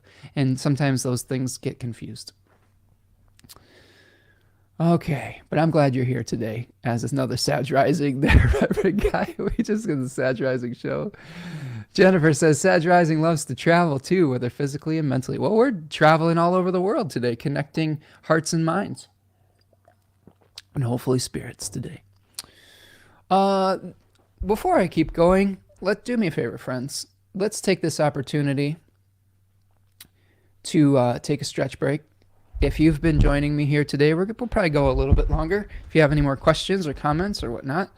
I love that this has been a very Piscean Q&A. Less questions, more just sharing of stories. If it was a Virgo Q&A, we would probably have a lot more like technique questions. But here, I just love how the seasons inform the type of experience we have here. We're just sharing our compassion for one another, which I think is very Piscean. So stretch it out. Do me a huge favor. The easiest way to support the channel is to like and subscribe. Hit the like button. It really, really helps share this message, grow the community, bring people in that need to hear these messages. We've had people that have come that I think of a lot of times. There's been some folks that have been really struggling, and when they come and they see the love that we're sharing with one another, I think we've really helped a lot of people, and I give a lot of you credit for the support that you give one another in the chat. And think about what you're getting out of the community and how that could really help other people. And by liking the video and subscribing, you're helping getting that message out so that it will be available for the people that need it. You can also follow me over at spencermichaud.com and over on Instagram at Spencer Michaud and Twitter. So check that out. I try to post mostly on Instagram, and I try to post things that I find uplifting. I post a lot of nature things and some things that I find humorous that are like, most of them are like dad jokes. So if you like corny humor, like you'll see it in my stories and things of that nature. I try to shy away from too many stressful, anxiety producing things. There's so many ways to find that on the internet. Although I will say it is important to amplify the voices of those who are being oppressed. So I have no problem with that. We just have to pace ourselves. But follow me over there and check out spencermichaud.com. All right, let's go back here and let's see. Can I make the charts bigger? Yeah, I can. I can. I was just keeping that as like a time marker, but if we're going to examine a chart, I'll make it bigger for you. Let's see. Steph says, love Melissa. This is where I first saw you as well, Spencer. Yes, Melissa's great. Melissa's a great musician. She's got some really cool, like 70s inspired taste, and she's a great dresser, and it's got all sorts of cool stuff over there. And she's got a really cool voice, and like great singer, and a good interviewer and a good host. So I always enjoy chatting with Melissa. Planet Queen says, just realized I spelled principles wrong. Oh no. Oh, we'll figure it out. It's Pisces season, right? Jennifer has Venus conjunct Pluto in Virgo. So maybe there's some resonant themes. Okay. Yes, love the camaraderie. Absolutely. I'm just cycling through some comments here. Stephen is confirming Sagittarius rising, Sag moon, sun. Sun is Pisces, Venus at 20 Pisces. Ooh, you got interesting, Stephen. You're gonna have a new moon on your Venus coming up pretty soon. That's cool. And then the sun is at the second decan of Pisces, which is related to the Nine of Cups. Stephen says, Oprah, you're a Sag rising, and you're a Sag rising. We're all Sag risings, absolutely. Yes, and Jennifer's confirming. I'm going back in time here. With a healthy love or fear, right? Health, yeah. Exactly. Either one of those emotions can turn into something toxic. It's all about moderation and balance, you know? Like sometimes if what we consider love becomes obsession, and then, you know, sometimes what we think is a toxic fear is actually something that's keeping us alive and helping us to self-preserve. So Steph says, men worry about baldness more than women do. Well, I mean, people worry about different things. I mean, some people don't care. Other people, that's important to them, and that's okay too, you know? Like, there's going to be a lot of different ways to interact with the world. Speaking as a Leo rising who crafts a lot of identity from, you know, the main, it can be hard. You know, it can be challenging to see that changing. Doesn't mean I won't come to acceptance to it eventually someday. But yeah, we're all fighting different battles, different journeys, and what might seem silly to one person is very, very important to another person. So this is another lesson in compassion, right? Okay.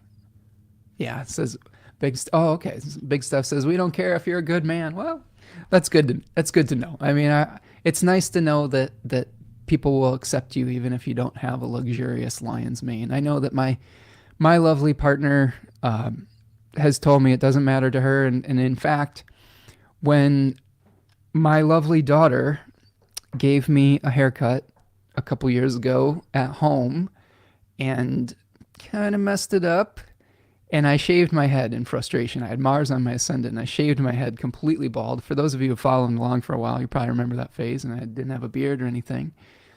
You know, that's the picture that my partner chooses to identify me on her phone. And she's like, I like it. I like it with your bald head. I'm like, okay, like, that's fine if you like it. So it is nice to get that confirmation.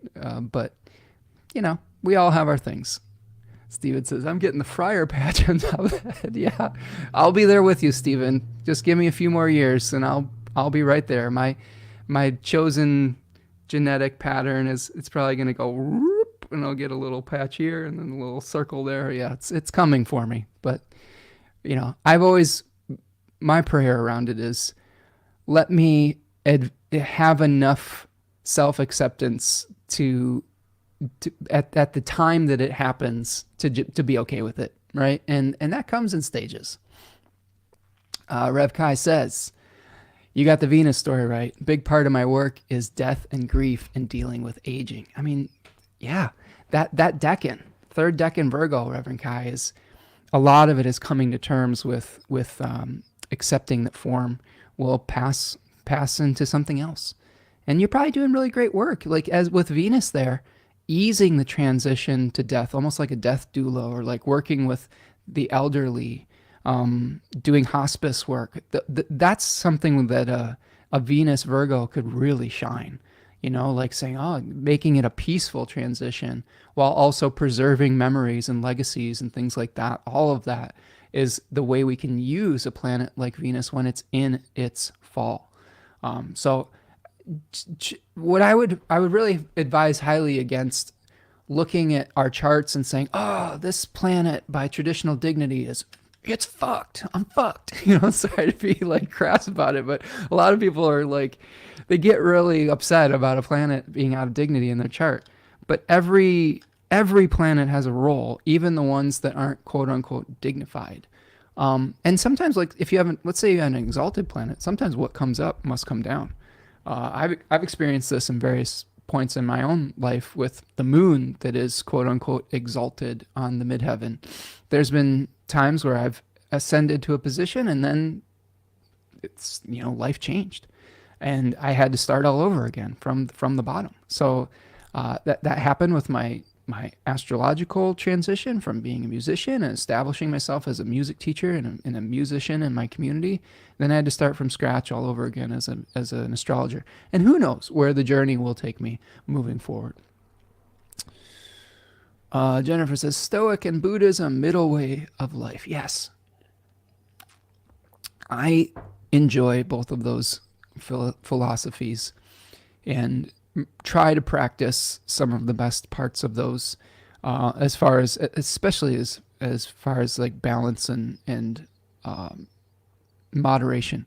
My dad preached that till the cows came home. He was like balance, balance, balance. Like, and I didn't quite understand when I was a young person.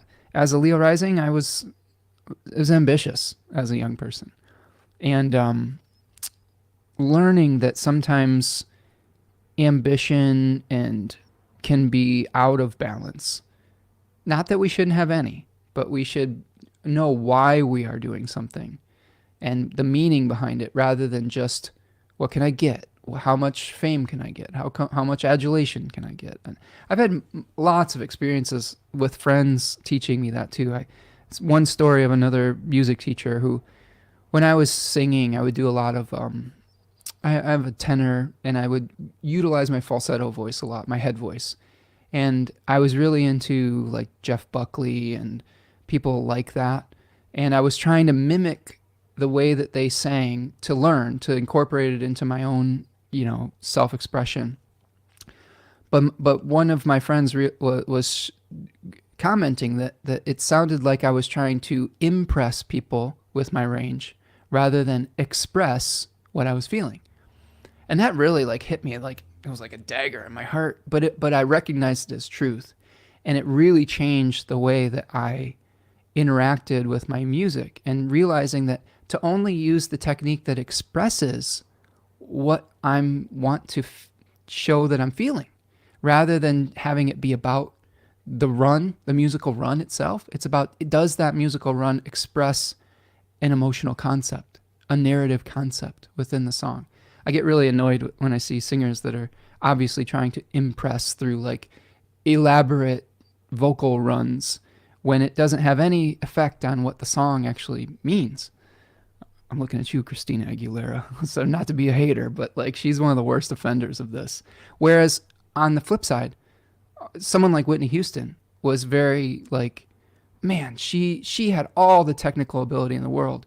But I compare, if you want an exercise in this, go look at Christina Aguilera's Super Bowl performance of the national anthem, and then go look at Whitney Houston's performance of the national anthem at the Super Bowl.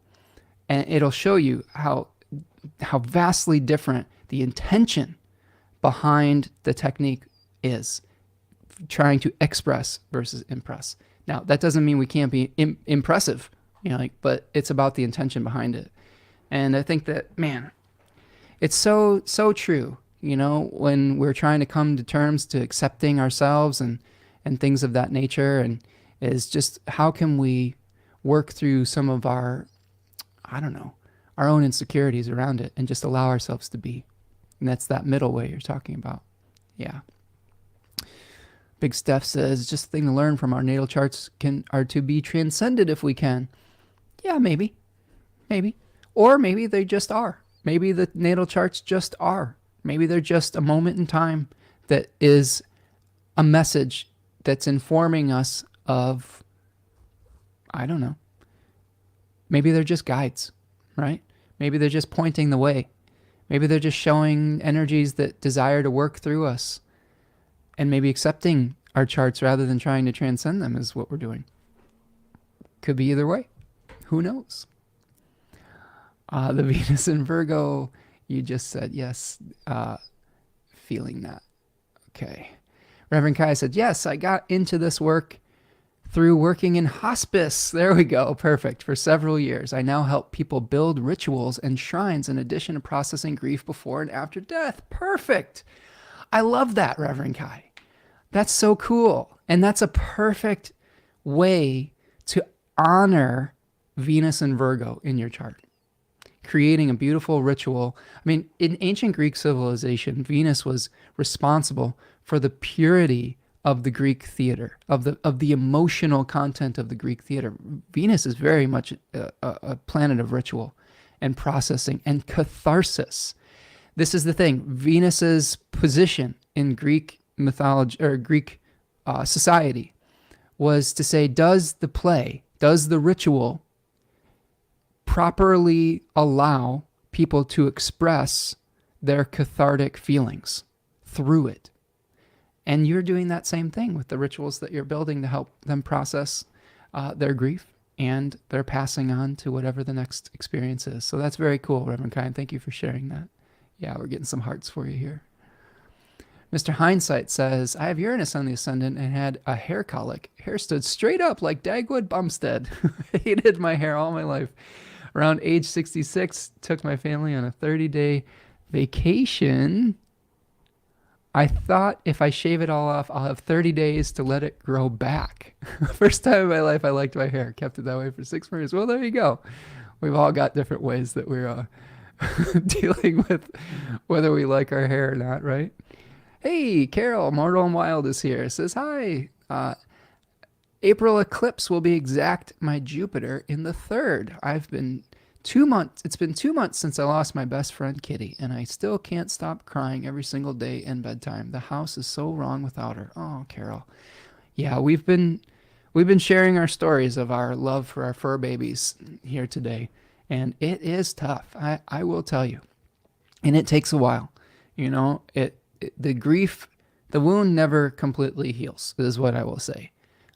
But our ability to maybe process and maybe shift our experience of it, it does change over time. And I just hope that it will, that the process is kind and smooth for you. And I found, honestly, that the easiest way for me to process my grief with losing a fur pet, fur animal, fur friend, fur companion, was to get another one. You do with that what you will.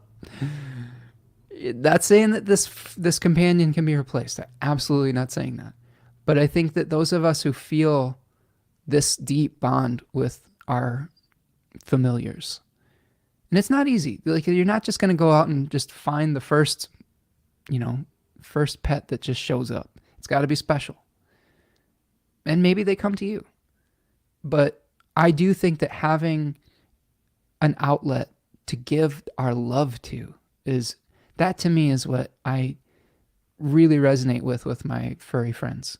They are someone who will unconditionally accept my love and return it to me. Do you see what I'm saying? Like, it goes both ways. I need something to fuss over. I need something to cuddle. I need something to pet and to take care of and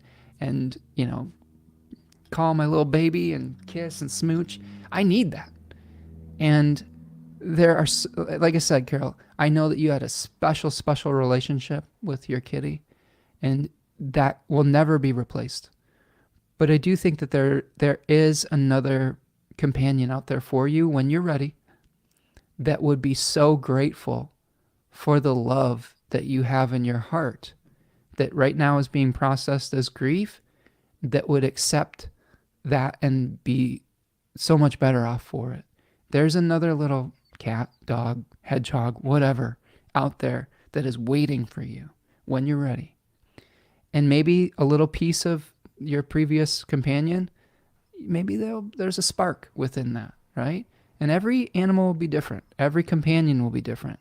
But there's beauty in that too.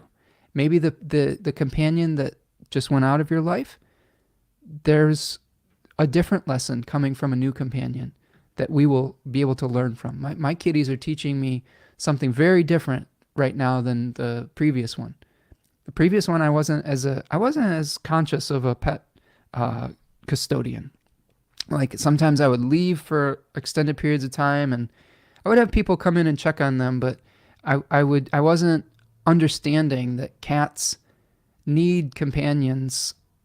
You can't just leave them on vacation in your house. And I didn't get that as a young person. And eventually I realized that, and halfway through my relationship with this other cat, and made a lot of changes. If I had to go on any trip or vacation, I didn't just like fill an auto feeder and leave for 3 days. I would like have someone literally come stay with the cat. And like now I barely go on any types of trips because I just can't bear to leave my animals at all. Like, and I realized too that they need a buddy. So Carol, when you're ready, get 2 cats. Hell, get 3, because maybe it'll take 2 to replace the love that you felt with the previous one. That's how I went through it, but to each his own. And you have to decide what's right for you. It's also okay if you don't want to have that relationship again. Maybe that's too tough at this point.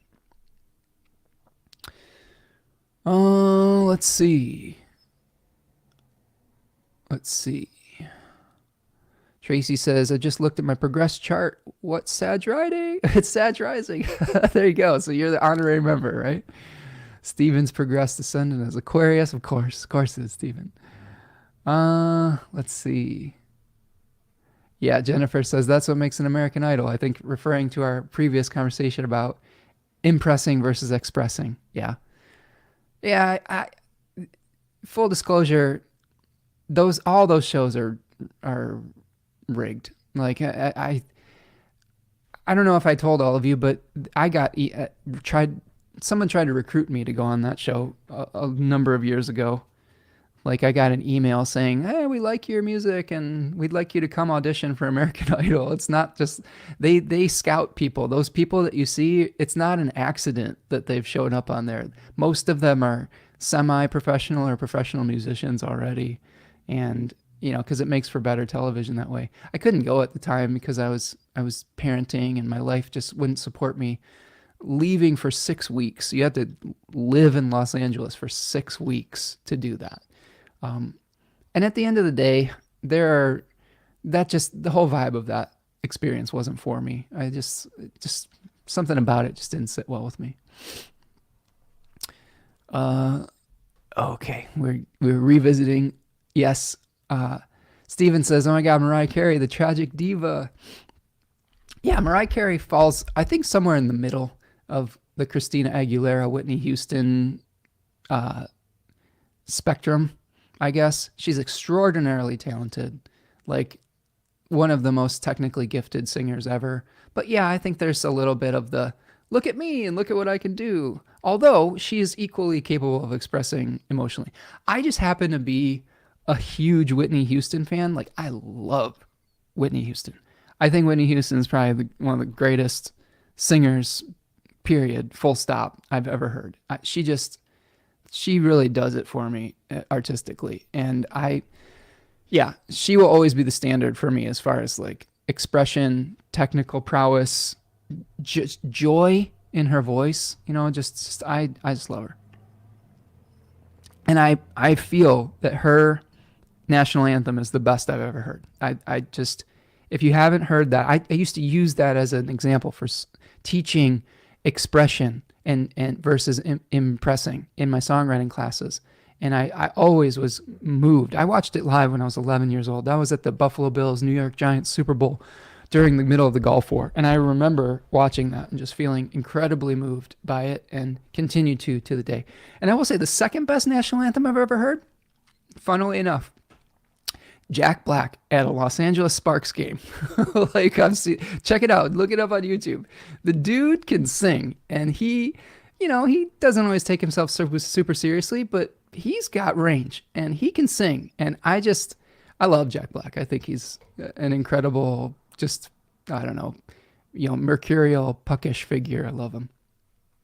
Tracy says, thank you. Have a lovely day. Got to run and pick up my daughter. Thank you for being here today, Tracy. We're going to be wrapping it up pretty soon, so you're not going to miss much. Yes, everybody's saying enjoy the weekend. Jennifer says, like watching that, but because you could see the difference when someone has the ability to touch your soul through their singing. Yeah, there are some truly talented folks that come through some of those singing shows. I've had some friends that have gone on those shows and had success, and they're wonderful musicians. It's just for me, like the music business machine that those shows represent.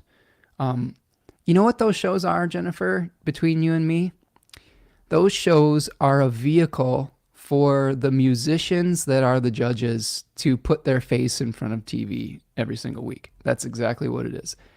And the contestants on there are just basically pawns for them to like judge or not.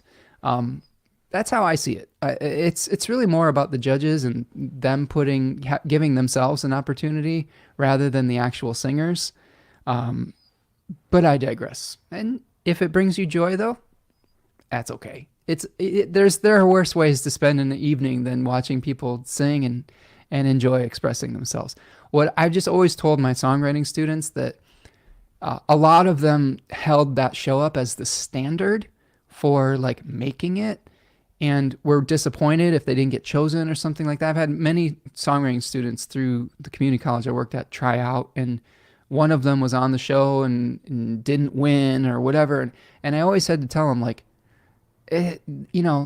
there's forces beyond your control with that. You could be the best musician / singer ever, and you just weren't part of the cog in the machine that type of show produces.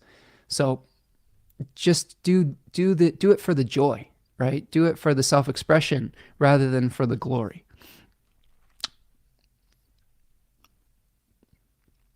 Okay. Yes, Steph is talking about we can go for the lowest expression of our energy pattern or strive for a higher frequency. Yeah, I agree with that. There are all sorts of different ways to express, right? Like, let's see. I'm just sorry, I get in a little bit backlogged where some of the threads that we were following, we're trying to keep them connected. Dawn says, the other babies help us cope. They are so supportive and loving. They want someone to love. This, in referring to, having a new pet, right? Immortal and Wild Carol says, I can't. I'm so not ready. Yeah, and that's okay, Carol. Here's the thing. Yeah, it says, we've never spent a day apart in 13 years. I'm probably going to have a similar experience. I really haven't been apart from my 2 fur babies in the last 4 years. But I haven't been more than a day or 2 away from them in 7 years. So I get it. I totally understand. So just when you're going through something like that, take your time, figure out when you are ready.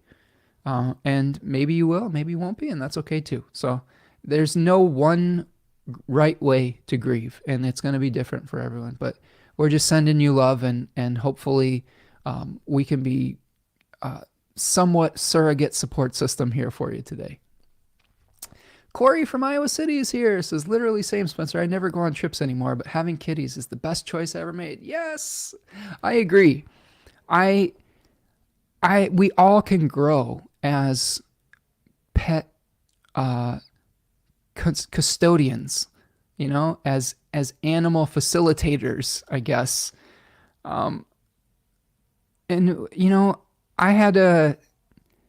I really had a challenging relationship with some pets as a young person, and there were times when I wasn't a good pet person as a young person. Like, there were times when I was feeling so displaced and angry that I wasn't a good pet owner, or I was a bad pet owner. I wasn't good about that. And I always felt a lot of guilt and a lot of regret. And as I've moved forward, hopefully opened up to compassion and become a grown as a person, realize you can go from not treating your pets the way they should be treated to being an average pet owner that doesn't understand all their needs, to completely living for them on some level and trying to just make their happiness the absolute best part of, the most important thing. And I think that's the journey I've gone on with it. Like uh, sometimes kids do weird stuff when they are upset. Like I used to be kind of a cruel child. Like, and all kids kind of go through this. I don't know. I was a curious child that also had a lot of anger pent up in me, and sometimes I don't know. I'm being vulnerable today. Please don't judge me too harshly. I was like 6, but I would take like ants and I would like put them in like motor oil and watch them struggle, and then I would let them out and I would be like, oh, I'll put them back in here. You're not going to escape the motor oil. I think it was the motor oil in my heart that I just wanted to escape from, and always just felt terrible about that in hindsight. I'd be like, oh no, I was such a cruel child. And like oftentimes children can be cruel when they don't know how to process the grief and trauma and anger that they're experiencing. But when you realize that a pet is just so vulnerable but so loving and accepting, eventually, if you're any type of conscious person, uh, you will just want to be of absolute service to them. They're not a possession. You are serving them. Right? That's the thing, and that's how I feel about my cats now. I just want to make their experience as happy and easy and joyful as possible.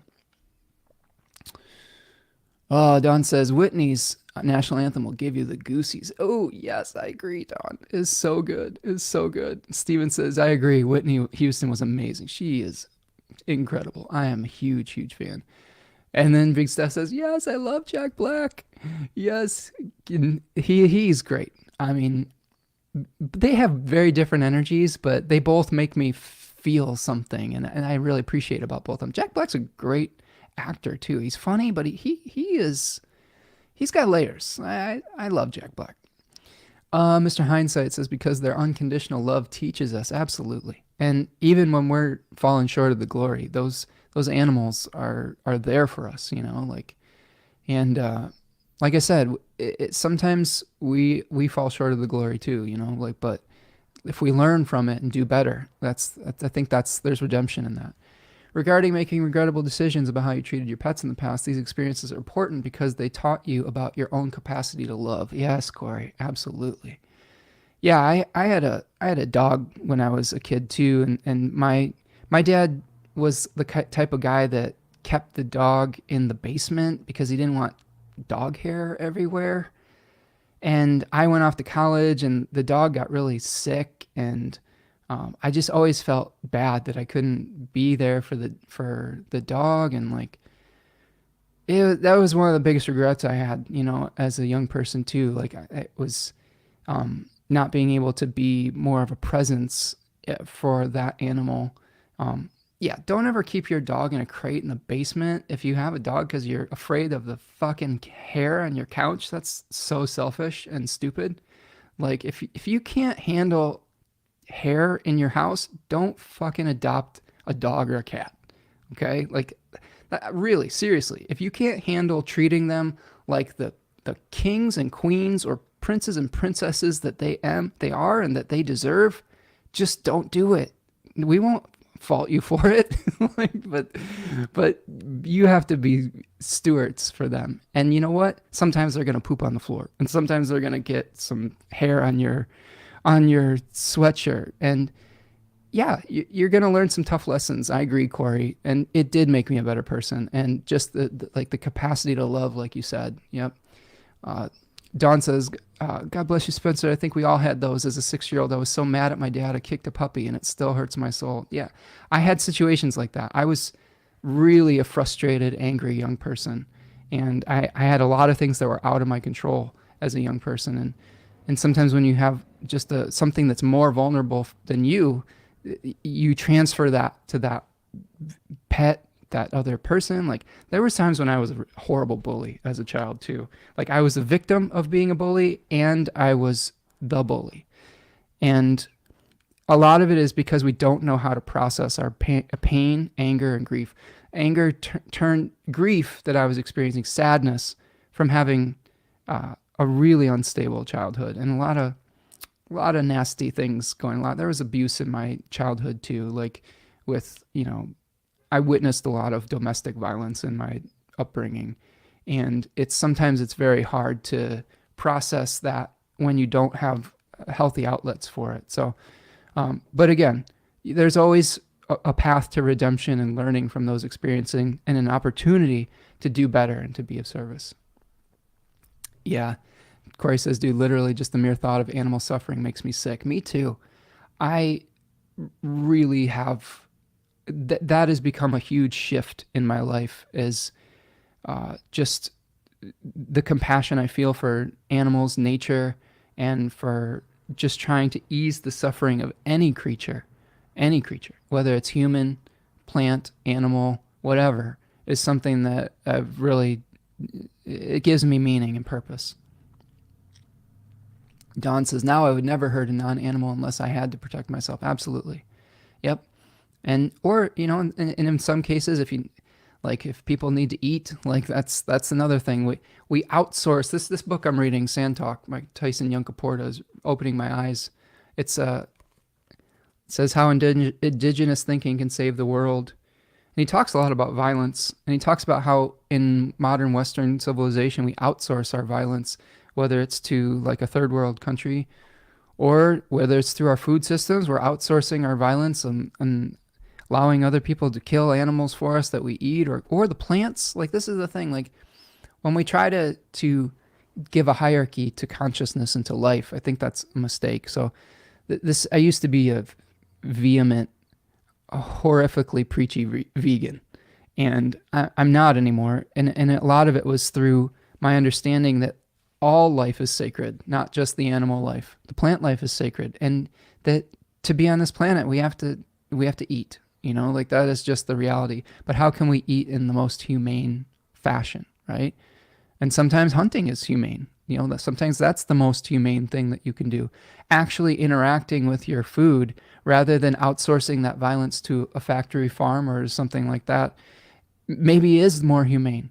I went through a phase where I was wanting to learn how to hunt, and be more, interact with my food firsthand.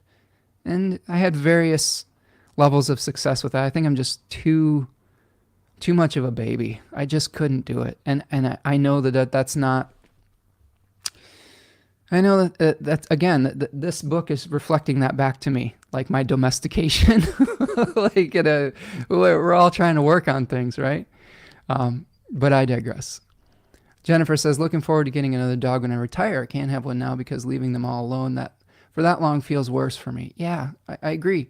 Yeah, be ready to take care of an animal like it is a child, like that's the thing. And if you're not in the life space to do that, I've been preaching that to my daughter. My daughter wants a cat really bad, but she lives in the dorms, and I've been really asking her to be patient, because her living situation isn't stable yet. And if I know anything about cats, is that they don't like being moved around to different places a bunch of times. And I tell her, you have lots of time to give your love to an animal, and I hope that you will get a cat eventually, but make sure the situation is right.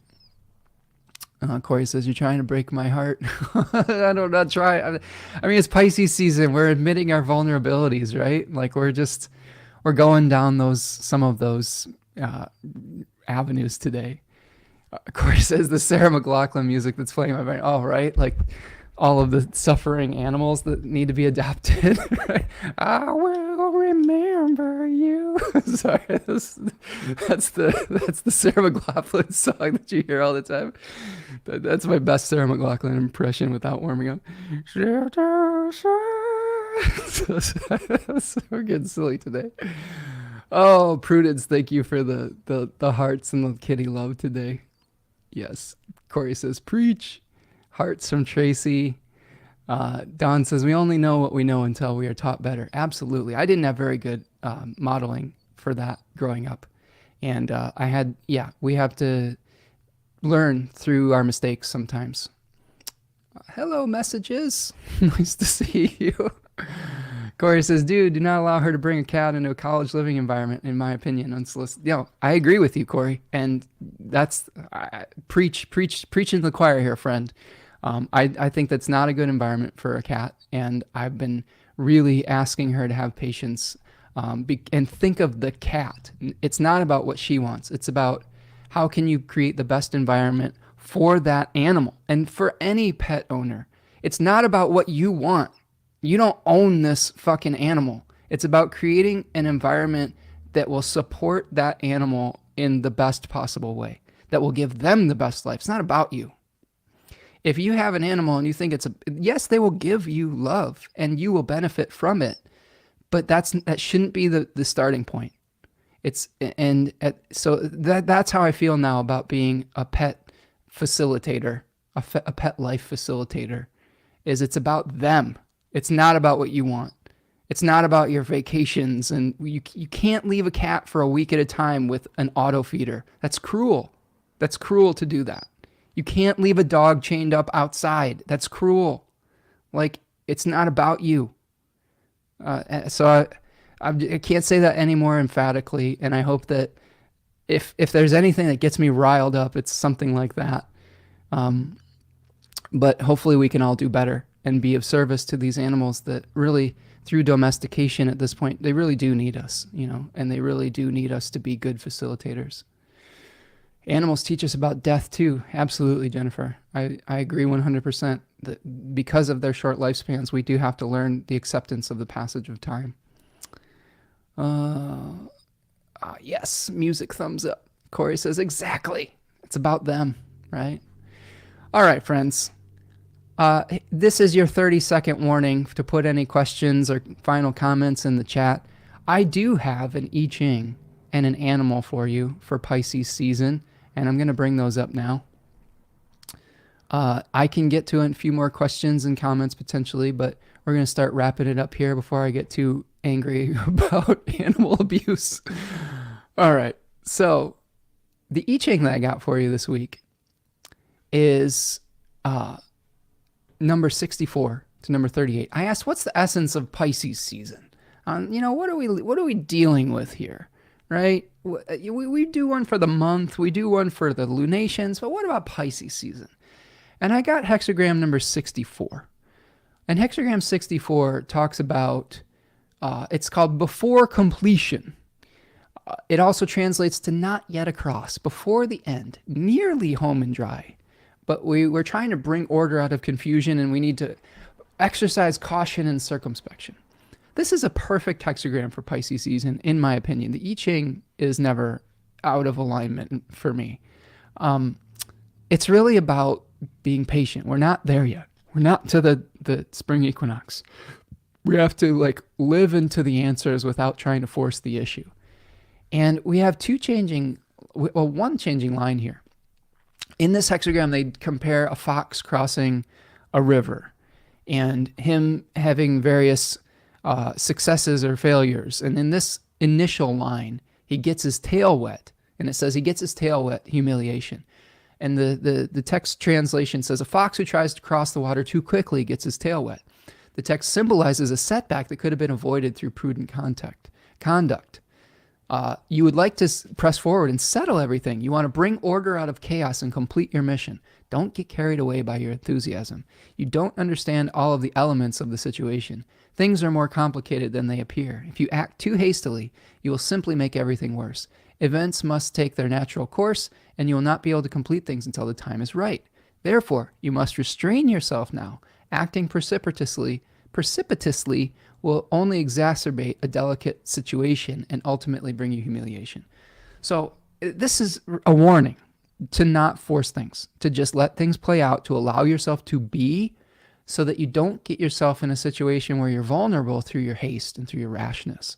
Okay, and this hexagram is changing to number 38, which translates to opposition, estrangement, misunderstanding, differing points of view, polarity, diversity, creative tension, but also finding commonality within difference.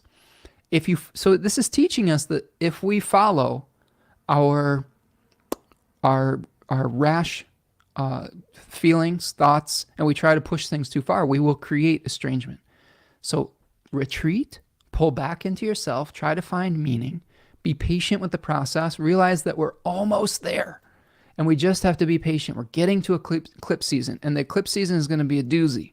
So a lot of the changes that we might be wanting to experience they're coming. We just have to relax and be patient into the answers, right? Okay. Jennifer says, when the kids were young, having to talk when they died was invaluable as far as relationship to pets. Absolutely. Teaching about death.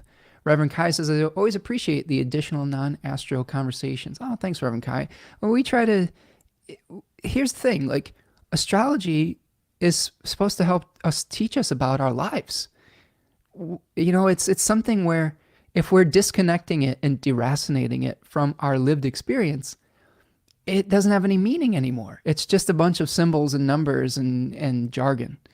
So I love being able to connect through our lived experiences and start to see how those themes are playing out through us. So I appreciate you being here, Reverend Kai, and you're really doing great work helping people to transition and to make those transitionary moments in their life pleasant, smooth, and easing suffering is one of the greatest things that I think any human being can do. So I applaud your effort with that as well, friend. The criminal astrologer says, I feel like we can really understand the connection we all have telepathically through our pets and animals. They always seem to understand us and us them, especially emotionally. Yes, I agree with that. That was something that developed even deeper with me over time as I learned about being a responsible steward for the vulnerable creatures that are in my life. And my connection with my pets and my companions has deepened on such an amazing level. Like the cats that I share my home with now, we have a language between us. My cats understand hundreds of words. They are able to communicate many different complex emotions and feelings to me. And it's through me trying to understand what their body language is saying. It's through me.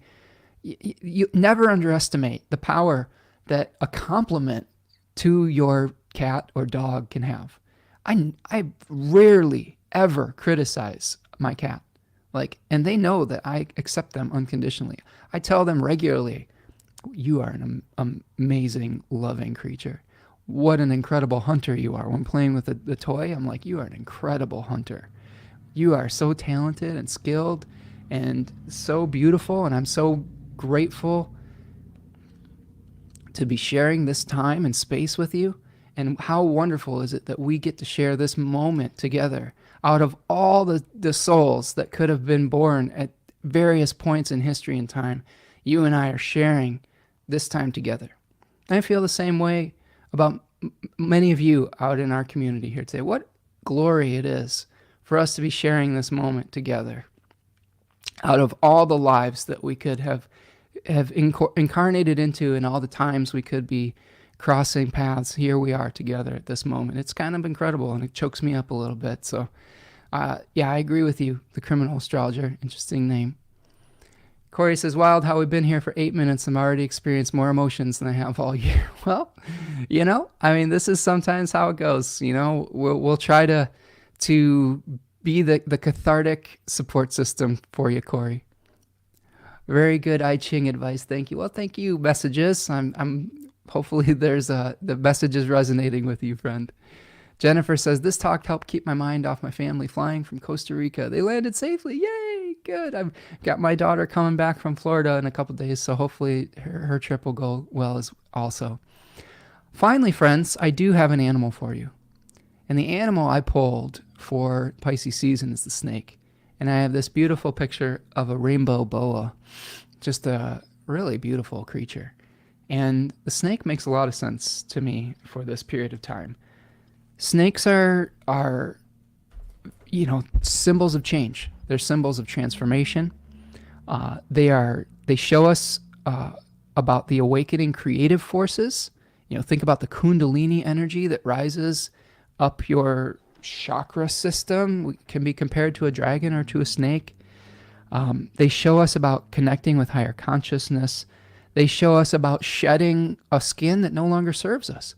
Pisces season is about removing the boundaries that keep us separated from each other. And sometimes we have to shed an old persona and an old restrictive environment, constriction, an old body, an old identity to be able to move forward. So this is a really important time for growth. Uh, I also want to point out that snakes, their eyes cloud over before they shed their skin. So sometimes it's hard to see where we're going when we're going through a period of intense change. And sometimes we just have to trust the process. And Pisces season to me is all about faith in the process, faith in that which we can't see yet, that is inevitably coming. As astrologers, we know that things are going to change. We know that there's something, what we have now, the situation we have now is not the one we'll have in the future. And so if you don't enjoy what you're going through now, just wait, it'll change. If you do enjoy what you're going through, appreciate it, because it'll change. You know, it works both ways. So I think that the snake is teaching us some of those things. And it just helps us when we're getting into that dreaming state that Pisces supports. And a lot of times snakes are very still. And to be able to be great hunters, they will use camouflage and stillness. So it's another message to not share your project, your ideas before it's ready, to sometimes to be still and to let things come to full form before you share it with the world, and that's okay. There is nothing wrong with allowing the nurturing time to be able to get clear about who and what you are and what you're doing before you start trying to flail through unprepared actions. And the I Ching taught us the exact same thing. So that is what I have for you today. Yeah, Corey says snake is the ultimate shapeshifter. Absolutely. And Pisces is a season of shifting forms. So roll with it, right? And Jennifer found a snake skin, and I said, good, put it on the altar. And that can be a reminder that we're all going through changes and that we all are shedding old forms and old consciousnesses and old awarenesses that we were doing the best with, that we had the information at the time. But now we can do and make different choices based on who we are and what we've learned and what we've experienced. All right, friends, that is what I have for you today. I am so grateful that you have spent this time with me today. It is truly a compliment that you've spent, this few hours with me, and that we've been able to exchange, and somehow we've been able to touch on these emotional issues, even through the fiber optic cables of the internet. It is so valuable to be able to share this time and space with you. And thank you so much, everyone who's commented, everyone who's donated. Really appreciate all of you. Thank you for all your comments, for your presence. It means a lot to me, and this community means a lot to me. So do me a huge favor. Please like and subscribe. Help amplify the signal. If you can share it with your friends and whatnot, people that you think that this community might benefit, that would help me and help them. And, check me out, spencermichaud.com. If you need extra assistance, I'm available for readings.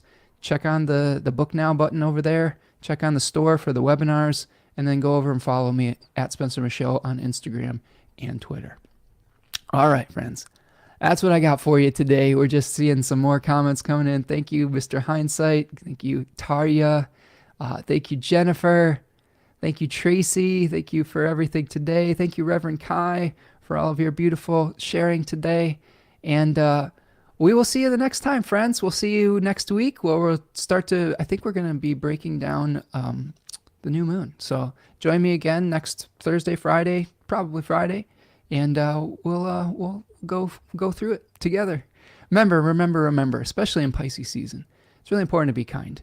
It's not always easy to be kind. Sometimes it takes a lot of discipline and a lot of mental, emotional fortitude to choose the kind action. It's not always the easiest one.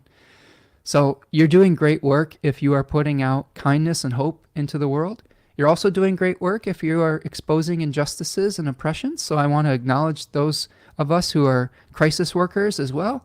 All of them are necessary for us to have the balance of our society and of our functionality as human beings and of spirit souls. So thanks again for everything. And thank you, Criminal Astrologer, for being here. It says I'm rewinding to watch from the beginning. I appreciate you. Thank you. Appreciate you and your presence here today. All right, Messages says it. Subscribed. Good. Thank you, Messages. Appreciate you. All right, friends. That's what I've got. Have a great weekend. Have a great March. And we'll see you the next time. Peace.